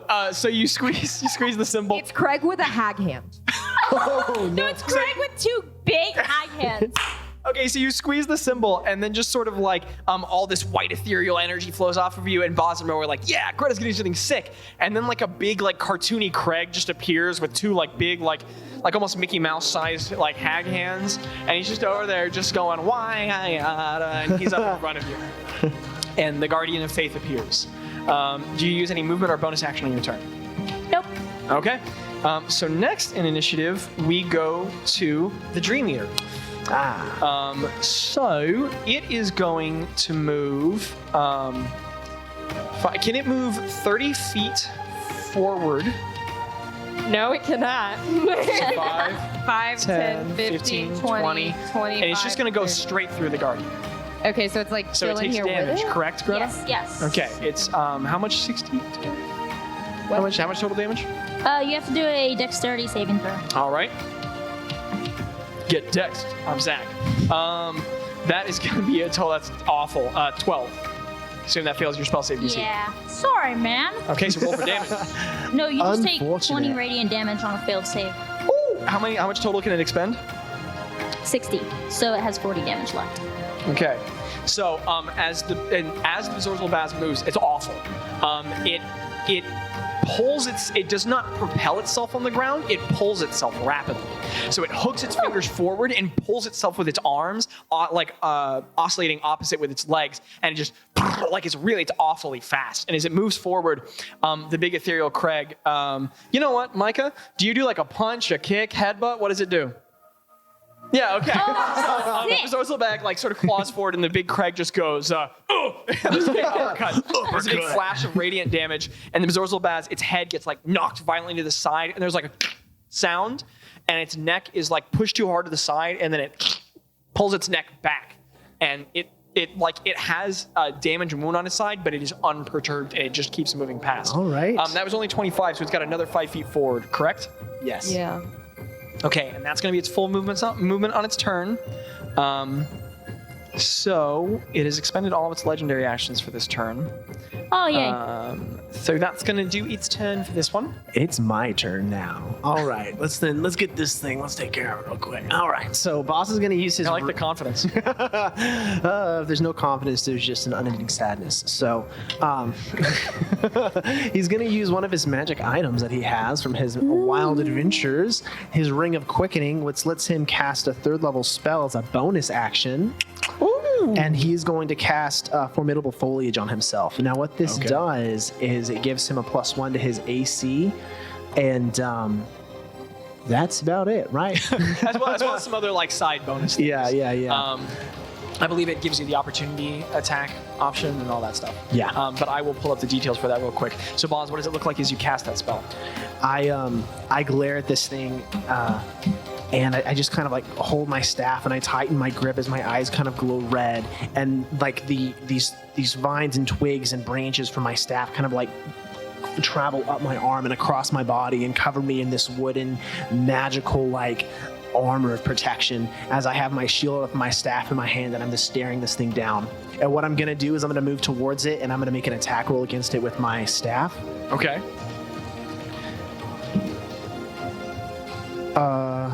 You do have bardic inspiration. No, I think that would be enough. Does an unnatural 20 hit? What's your total, Bazz? Oh wait, no, I had cast Shillelagh, so it's a +5 +6, so that's 21 to hit. Woo! Yeah, Bazz, that'll hit. All right. Okay, so you whisper your druidic tongue. The roots of your shield sort of like burst further outward and all over you, and all these spines protrude off of you. You're wearing armor made out of roots and like brambles, and as you every step you take, the roots stab into the ground. The roots stab into the ground and leave holes as you run forward. And as you brandish your staff, the gem flares. Oh, I make it glow as bright as I can. Heck yeah! So it's got very Green Lantern vibes. Yeah. And all these barbs protrude off of the head, and as you strike it forward and smack it, how much damage do you deal? You know what? Fun fact: I know the Green Lantern pledge he does to his ring, but I'm not going to make myself look like that much of a nerd. So that's 5 plus a D4.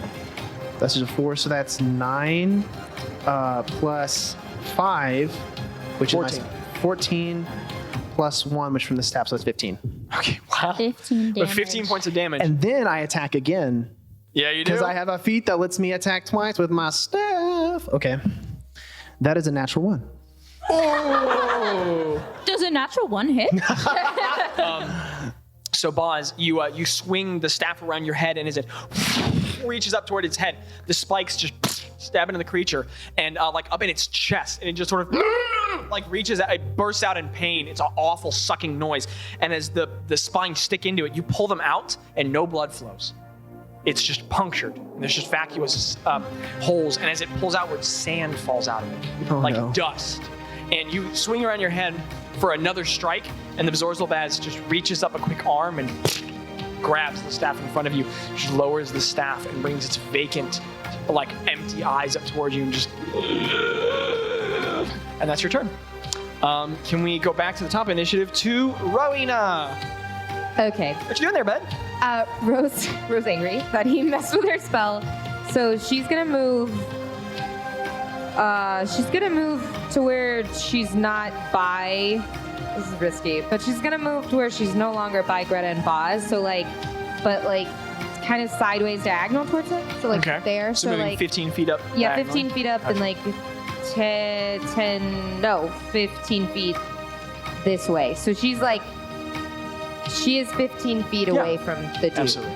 Okay, so you dart to the side, and as you do, its incredibly long arms Oh, no. proctor an opportunity No, attack. it doesn't. Are you serious? So, does a ba-da-ba-ba-ba. She's not loving it. 18 hit. It hits. I know it does. Ro is squishy. She does not have that much Let's HP. roll some damage. Ooh, those are good. That's a lot of dice, Zach. You need that many? Could you kindly take 18 points of slashing damage for me? How much health do you have, Jackie? Ro is already down to 7 hit points. So, Ro, as you run by, the long arm, like the one that's holding Bazz's staff, just sort of rakes down it, and it lets its hand be cut on the spines of its staff as it reaches outward. And as it gets out towards you, the bone at the division of its elbow just breaks. And the arm extends. bone? No, its bone. Oh, extends no. out to twice its length, and the bones in its fingers break too, and all of it extends out, and the fingernails grow into these awful long claws, and it just rakes across your chest, and blood flies outward, and you like have to stumble as you fall over. There's deep gashes in your chest that cut through the spaces in your armor. What would you like to do with the rest of your turn? So can I, because he did that, can I still take an action? Oh yeah. It just sucked, but you still have your turn. It just sucks. You're in pain, but you can still I'm do in pain stuff. and I'm very angry at this thing. So I cast Shatter on this thing at level 3. Okay. What's my save? Playing And around. it sounds like thunder as I play. Thunder. So on your loot, you go brung brung. Yes. What's my save? Constitution saving throw of 16, I think. Okay, well I got a 15. So roll for damage. Thank goodness. So I am going to be rolling. So you strum on your loot, and there's a wave of sound energy that just that poured was into an the ground. 8. Oh, that's good. You can keep it on the table if you like. Yeah. That's a 6, so 14 total. Help me count, guys. 14. That's another 8. Okay, so 22. No, one Oh, more because excuse- I yes, cast ma'am. it I'm third sorry. level. I'm sorry. Please roll again. Back off, Zachary, okay? And that's a 5. So 27 points of thunder damage. I thought I was did very good. angry. Is there any particular way that you flavor that? It kind of like because it's it's like this purple and green like Shockwave. shockwave, yeah, that comes out of her lute, and like I want to say that she's so mad and she's kind of bloodied a little bit because she's at 7 hit points Oh, you're very already. bloody. Yeah, you're pouring blood. Like her hair is like flowing backwards. Okay. And there's like kind of blood dripping down her, but it's like Yeah. kind of turning purple and green as her. Okay, so as you brung, brung, on that second one, there's this force wave that shoots outward, and as it does, your hair is thrown back, the flowers in your hair fly outward, and the blood on you gets like pushed backward from the force and changes color. And as the shockwave reaches outward, it reaches the creature, which like stabs its fingers and claws down into the Flowers ground flew and gets pushed backward like with the shockwave, and Good. the antlers in its head fracture and like get cracks in it. And that's your turn, which is pretty dope. So now we go to Gretta. Yes. Oh, those are big eyes that I was looking at when I looked up. I would like to cast Witch Bolt at the 3rd level.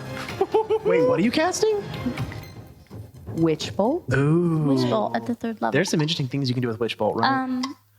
And I'm going to do it with my Nightmare Caster, which that means I get to add my Charisma modifier to the total damage. And I also want to channel Divinity Hand of the Hag, Good. which is Ooh, you it doesn't have to like make hags, an does it? additional Charisma saving throw. Cool. So I'm making a Dex and then a Charisma. Yes. Yes. Okay. Yes. I trust asked, you. but I knew. Okay, I failed the Okay. first one, and I succeeded the second one. So I got on the first one, I got a 12, and on the second one, I got a 26. Oh, wow. 26 is pretty high. Yes. Goodness. Okay, so I failed the damage, but I succeeded the charisma. So Hand of the Hag does not take. Okay. But go ahead and roll your damage. Okay. And what does it look like as you spell cast? Gretta's really stressed out. So she's, I mean, yeah. Yeah. She saw Rogue get hurt, so she's like just without even noticing, she started crying. And as she's casting and she's gripping her holy symbol with white knuckles, these tears that are flowing off of her face are just kind of like they're gonna fall off. But then like Yes. they're green and they're brown and they turn into lightning and Oh, heck yeah! and they shoot this little guy. Do it, girly. Shoot this little guy. Shoot this little guy. So that's 3d12. Yes, it is. I know which dice are which. All the DMs out there, you know when you make the monster and you're like, it's gonna be so strong. That's I've a got 12. Oh my god, a 12? Yes. Plus a 9. 21. Are you doing math for it? 21? Yeah. Somebody do math. Plus a 4. Yep. 25. Plus. Plus your charisma modifier, which should be plus 4. Yeah, it's a 4. 29. Excellent. Good. That's great. Thanks, guys. I'd rather not have my dreams eaten, so... So you grip your symbol and you scream some horrible shrill Vithli curse, and as you do, the tears flowing down your down your cheeks just sort of like dart down your arms really suddenly. Yeah. And as they turn in different colors off of your arms, they just outward like lightning, and they fly forward. And the Bezorzal Bazz, like just looking at Ro, turns its head toward you, and the lightning hits its skull. And as it like rocks down its body, the whole body just sort of involuntarily shudders, and some of the skin at the edges of its shoulders like begins to fry and smoke, and it looks bloodied. Yeah. Yeah, it smells awful. No, I Do you mean, but want does it smell like Cotton candy? burnt now? I'm just kidding. Ew. Let's save us all me describing the smell. It smells bad. DM, will you describe for these lovely people what bloodied is? Yes. So bloodied in D&D is jargon for meaning at half health. So it looks bad, and they're doing good. So now in combat. We're not gonna die. We're not Fun. So now in combat, we will go to The Bezorzal the Drake Bazz. Game's turn again.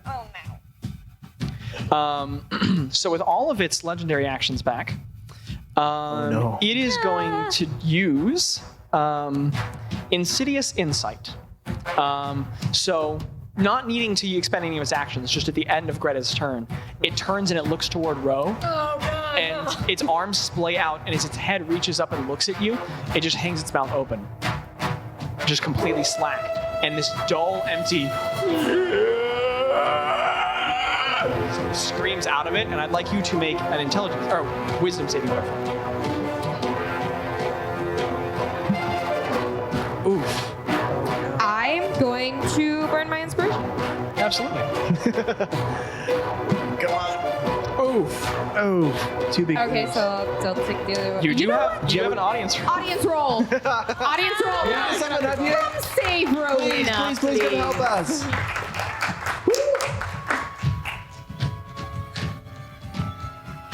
You got this. It was a 19. It was a 19, please. Should have been fleeting.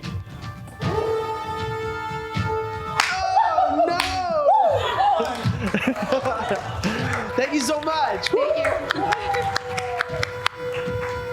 I don't get to add anything to You that, guys are right? saving my butt. This is great. I don't get to add anything to that, right? That's a natural one, Ro. Sorry. If you roll a natural one, that is a critical failure, which means you cannot add any modifiers. So Yes. basically, So, Ro was just like, what? What's going on? As you just completely fail, what bleeds into your mind is a little bit of your worst nightmare. Something that terrifies you. So, Ro, what is something awful that frightens you? I mean, I can pick, but... Dolgoth? So, for just a moment, what flashes into your mind is the Kefkin general that you fought, who almost killed your whole party. And for just a moment, you see a flash of him, his arm extended, pale and white and bony, grabbing your throat, squeezing you tight with a mace above your head.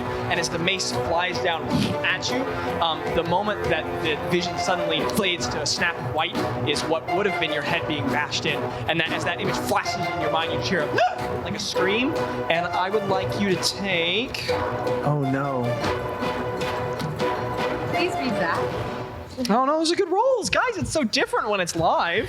That's fun. I don't like this. This is not good. That's gonna be 12 points of psychic damage. Oh no. So I'm out. So Bazz, as the image, Ro, as the image flashes in your mind, your knees buckle and Ro just falls face down on the ground.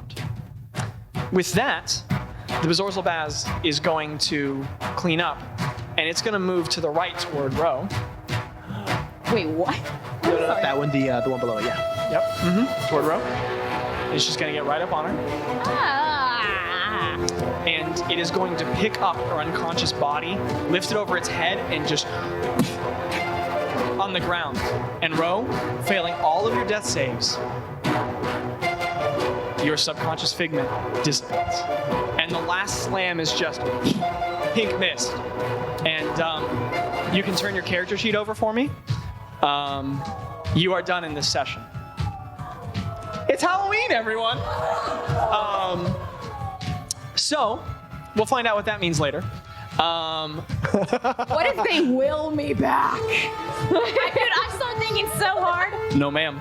And that was just 15 feet of its movement, and it still has one more melee attack. So, could you move it back in the direction of Gretta? No, I'm dead. I can't do that for you. Gretta, could you just slide that token right back up to where you are?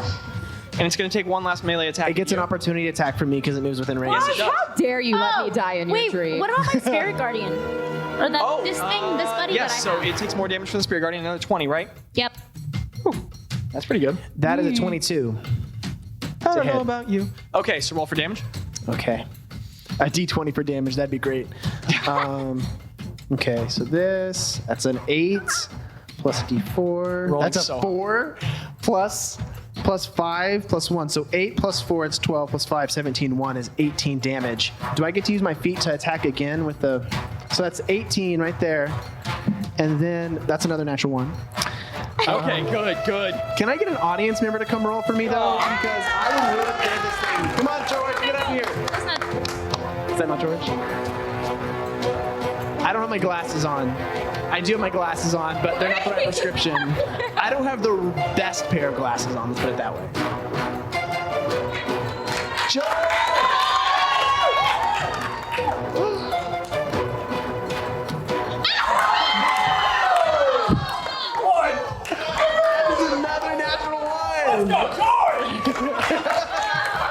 That dice is cursed. Got my back, buddy. Dadgummit. That's 18 I damage. think you waited it, Zach. What? No. All right, so the Zorzal Bazz is looking bad though. How do you hit it, Bazz? It tries to walk by. Does it look at me as it walks by? As you're just going towards it Gretta? gets down on all fours with an animal-like ravenousness, turns its head, whipping unnaturally fast toward Gretta, and just begins crawling rapidly. I just stick the weird green Fey gem up in its face as it walks by, and heck yeah. twist it as this weird laughter comes off of it and infiltrates its mind.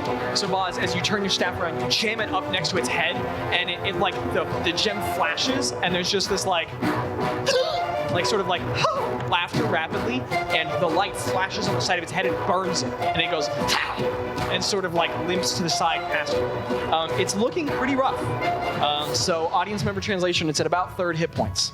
Oh. So now it's going to make one more attack against Gretta. Gretta, I just need you to survive. That's Okay. 17 hits, correct? Just barely. D&D. Just barely. Man, I just had to do this in front of an audience all this time. These rolls are great. That's going to be 14 points of slashing damage. Ouch. What's our total now, Gretta? Mine? Yeah. 23. 23. Okay. So it gets in your space, and it like turns to the side after Bazz hit it, looking like it's missing you, and without even looking, it just wraps its hand, darts its arm up, and grabs your torso, digs its claws into your back from behind, its whole hand large enough to wrap its fingers around your back while its palm is on your front, and it just squeezes and stabs you from behind. Ouch. And you are bleeding from your back. Now we go to Bazz's turn on initiative. What you doing, bud? That is a great question. That is a really great question. Oh my gosh. I am going to attack twice again because I am just rolling well on those. That's a natural 20.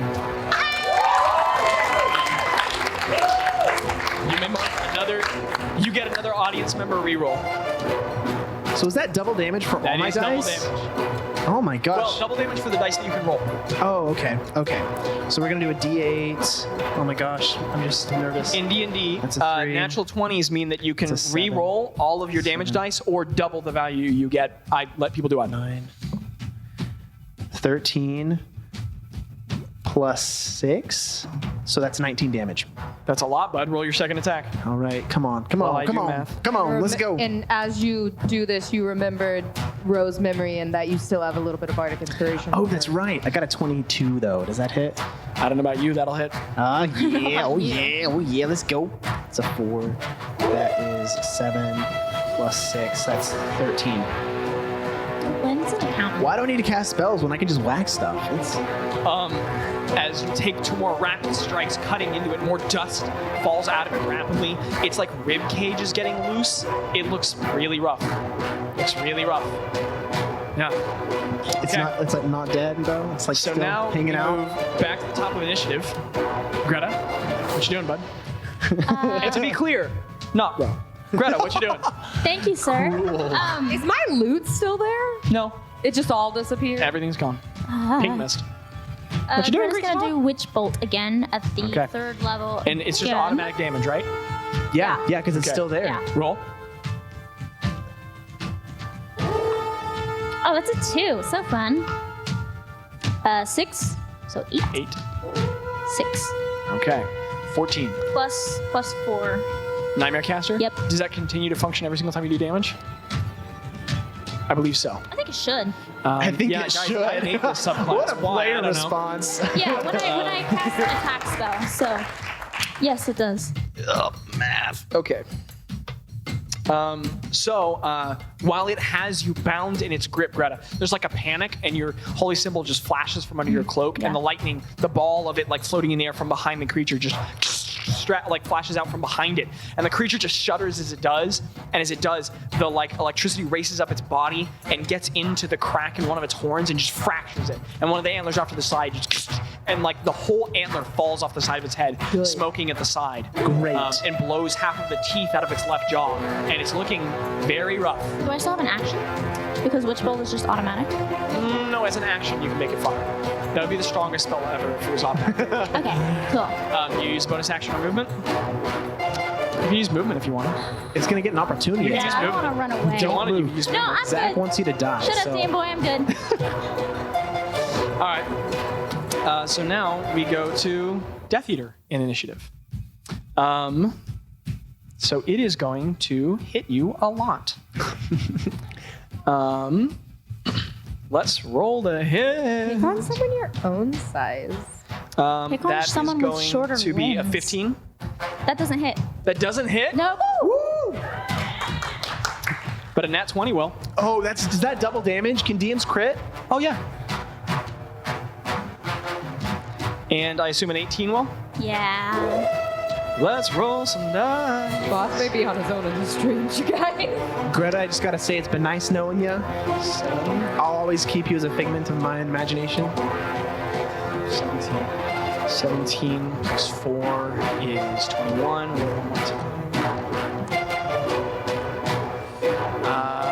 That is going to be a total of 34 damage.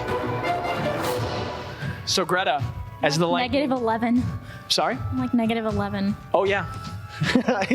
And we have actually achieved enough total damage past your remaining hit points that Greta, while you're in its claws, with one antler pulled off, it just picks you up by the head and just, like a Looney Tunes cartoon, but infinitely worse because it's real. It grabs you by the head and slams you on the ground on the other side, and the bone in the ground beneath you fractures as your spine slightly elongates from the impact. And while it's there, it just reaches up a fist and just twice on your chest.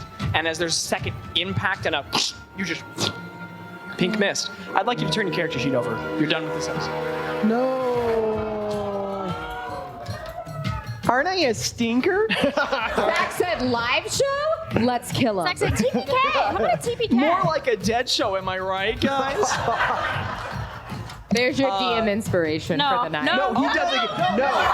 It has to be. No, it has to be unified. It has to be a unified agreement. All right. You stinker. Bazz, it's your turn. I'm gonna hit it again. Those are my friends, you meanie. Does my little buddy go away? It's gone. And you go away. You're red, right? Yeah, all of your spells dissipate. Say those are. You're gone. I'm green. Oh. How'd you do it, Bazz? I hit this thing. I'm like, okay, man. Listen, those are not my friends, but images of my friends. That's the Okay. vague approximation of a friend of mine. And I got a 18 plus 1 from the staff. It has an AC of 17, so you hit. Oh, okay. I'm just whacking this thing as hard as I possibly can. Bulk. That is not good damage. That is 4 plus 6. That's 10. Okay. And I'm gonna roll again. Right now, by the way. Oh, thank you. I might need it on if this doesn't hit. Oh, that is a 9. I need this. I'm using the. Okay. Thanks for the plucky You tune. hear just a tiny bit. "Look at me," just in your Aw. memory. Oh, it's cocked. Oh, that is a 17. I rolled max on it. Thank you so much. That just hits. Okay. Roll for damage. Okay. Come on. 1. No. That's another 1. Oh my gosh. Plus 6. That is 8. 8 damage. Is it dead? Isn't that a stinker? It's not. Dadgummit, Zachary. With 2 remaining hit points. No. Bazz, what do your 2 attacks look like? I get this staff and I'm not even holding next to his head. I'm just like whacking this thing like, those were my friends. I mean, inspiration, yeah. Thank okay. you. So, as you strike it either side on the head, more skin is being torn off of it, and the more you tear away, it's just skeleton beneath. That's it. The more skin and flesh you tear away, it's just empty skeleton, no blood, no organs, nothing. And haggard and panting, it's just going like hazarding its breaths, struggling, and it goes to its turn in initiative now. Oh my gosh. And regaining its legendary actions. This guy. It is going I need to to survive this one turn. It is going to start by doing greater spellcasting to cast inflict wounds at 3rd level. Oh no. What do I have to do? Well, I have to hit you with a 23. Oh man. What's your AC? 19.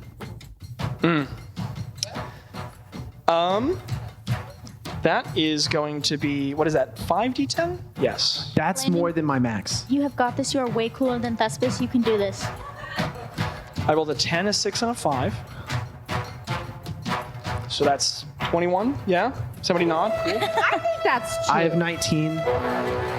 Another 6. That's 13. Yes. And another 1. So 12. I have 12 hit points You have left. 12 hit points Oh my gosh, and it still gets to attack me? So as it reaches out, it just wraps a hand around your torso, squeezes and growls. Yes, sir? As a reaction, I cast Spiny Shields, and I get to reduce it by 2d4, and it deals back to it. So Roll that's for 2, and that's 4, so 6 damage. Bazz. Yeah? Bazz, how would you like to do this? I want to just be yelling in pain as it's hitting me, and as I just lift up my shield and it blocks one of the hits, and I want the twigs on my shield just to just grasp around its hand and crawl up to it to where its other antler is, and just start breaking things as I'm gasping, because that's a lot of In damage. D&D terms, how do you want to do this means, how would you like to kill the monster? I just want this wood to envelop it and consume it and break Bazz, it down.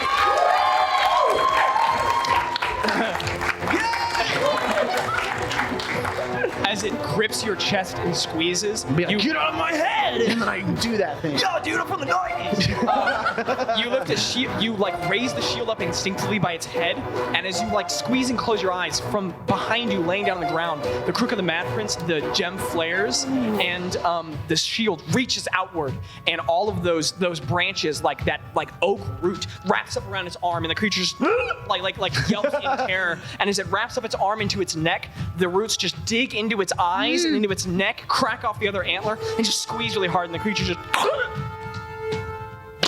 Get out of my head. and then I'm the only one to allow trauma in there, not you. and then it just I want to dissipates away. see. I want to figure out what the heck sent that to me. Can I make a check to see if I can figure out who put that in me? Well, I'll do you one better. Odds. Bazz, can I get an odds or even? odds, always odds, because I'm an odd guy. Hold on, let me what? I Alright, always let me- do odds. Let me change what playlist we're using, because Come on. What? It's so hard to click these buttons. Okay.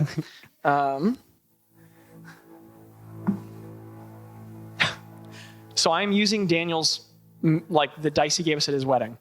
And then at 20 says I do. And then at 1 says I don't. And you said odds, and I rolled an I don't. That's a natural 1. That's the best natural one I've ever seen. So Bazz, as the creature just sort of dissipates, creeping in your head, you just hear the voice of a familiar figure. Oh. Madame Miscor's That hag. thin, reedy, unpleasant voice just says, "Oh, that looks like it might have hurt there. Don't worry, I'll get your babes." And the storm cloud just sort of dissipates, and you're alone among the pink mist. Both of the figments of your friends gone. And then you remember, oh yeah, it's your imagination. You can roll them back. I just want to.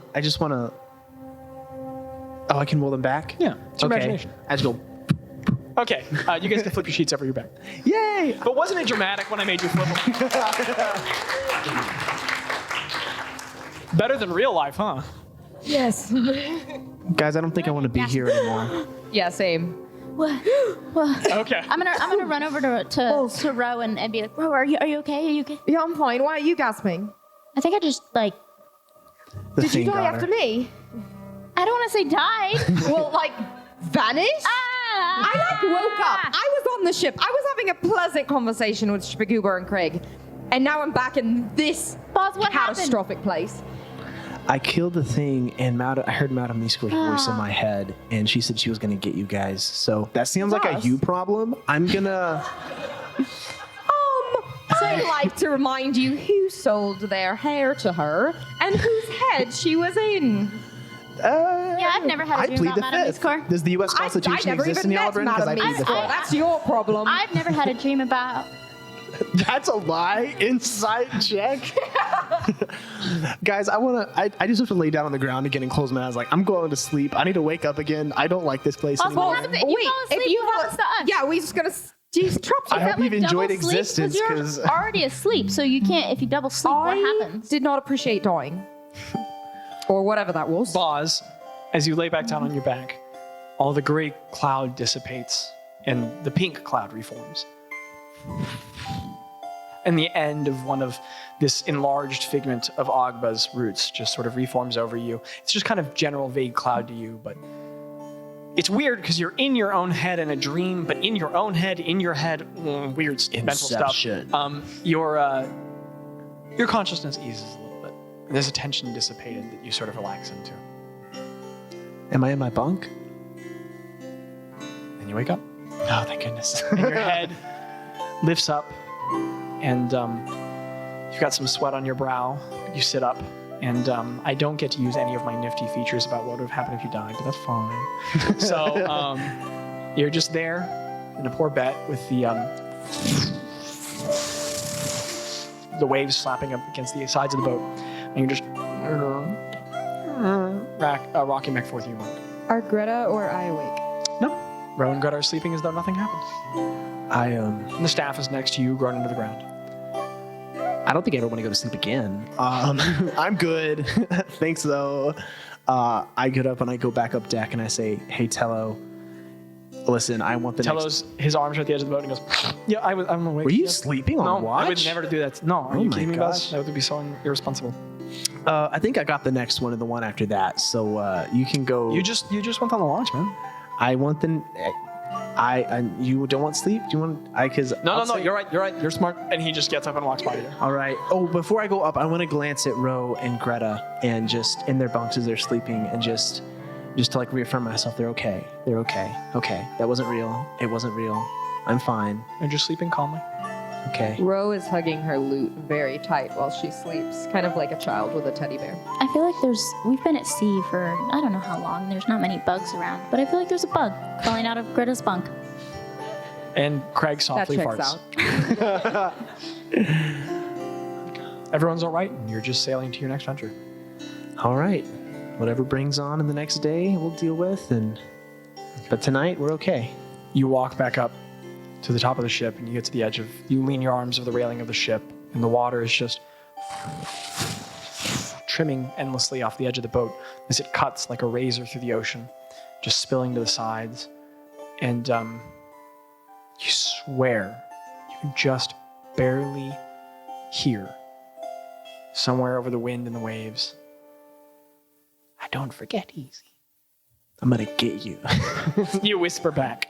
And that is where we will end the Dream Eater.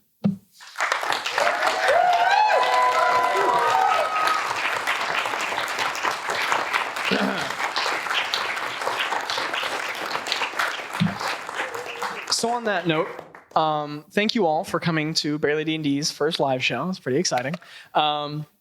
Thank you for being an excellent audience. Thank you guys for rolling so many ones on those audience dice. That really helped me out. And we are very excited about the thing that we make. We have a little saying that we say at the end of every single one of our episodes, which is that, we play goofy characters and adventures, but we really care about the story that we're making.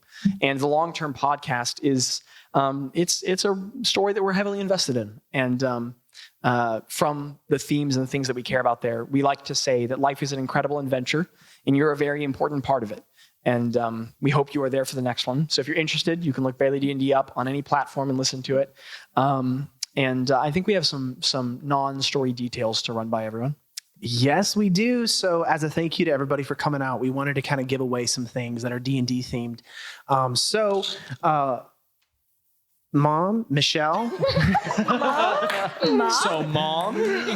Do you have the little bucket with all the tickets in it? That's you. You have it? Let's Do you go, want to bring? Craig! Do you want to bring that on stage, Micah? Craig. Her name is Micah. Craig is the character she plays. That's fine. Move Everybody give it faster. up for Micah. She's on. amazing.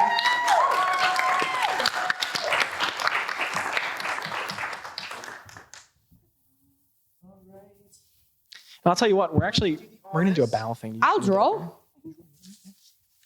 This is going to be for the dice, the metallic blue and gold dice. Okay, let's see here. Do I just read off the number? Yeah, just read off the number. Okay, I'll do it in Rose's voice. The winner of the blue and gold dice, which we have used in our sessions, which is pretty cool. Bazz has used them to do some pretty fancy stuff. The winner is 035016.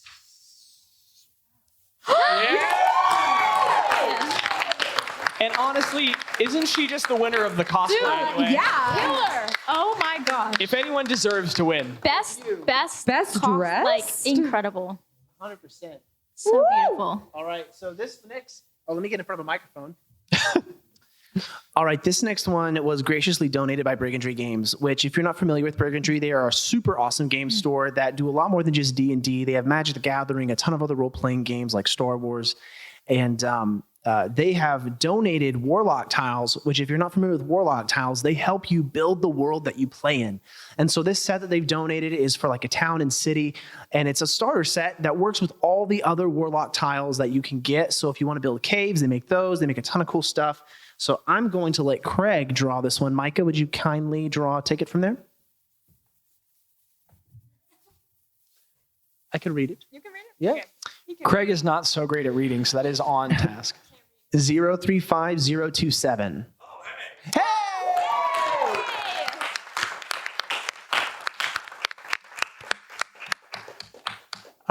Just thank you guys so much for being here and for taking a shot at this. I know a lot of people here may not have ever even heard of D&D, much less decided to go watch people play it. That's crazy. Hopefully you had a fun time, and we'd love to do this some more. We do have some merchandise over here that's for sale.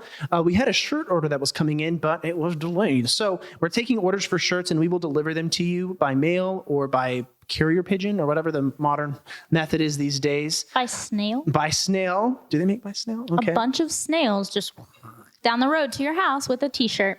It'll get there in 40 to 70 business they're years. actually wearing the t-shirt. All of them are wearing it at the same time. This is what happens when you just give a bunch of people mics and no other rules. But thank you very much, and we're gonna hang out a little bit after. I'm not sure how long we can stay here because I'm sure that the people here working are ready to retire back to their homes. But we'd love to meet everybody here, and thank you for coming. Really appreciate it. Thank you guys so much. We also want to give, speaking of the people who work here, we want to give a big shout out to the Texan Thank you and to the all of its Texan. staff. Can we get a big round of applause for everyone here?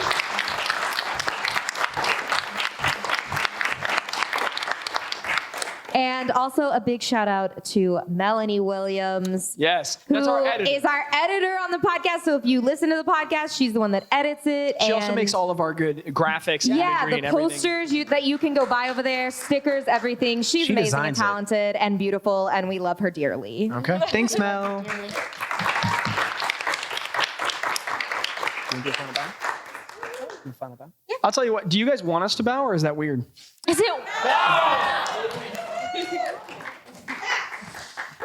Yes.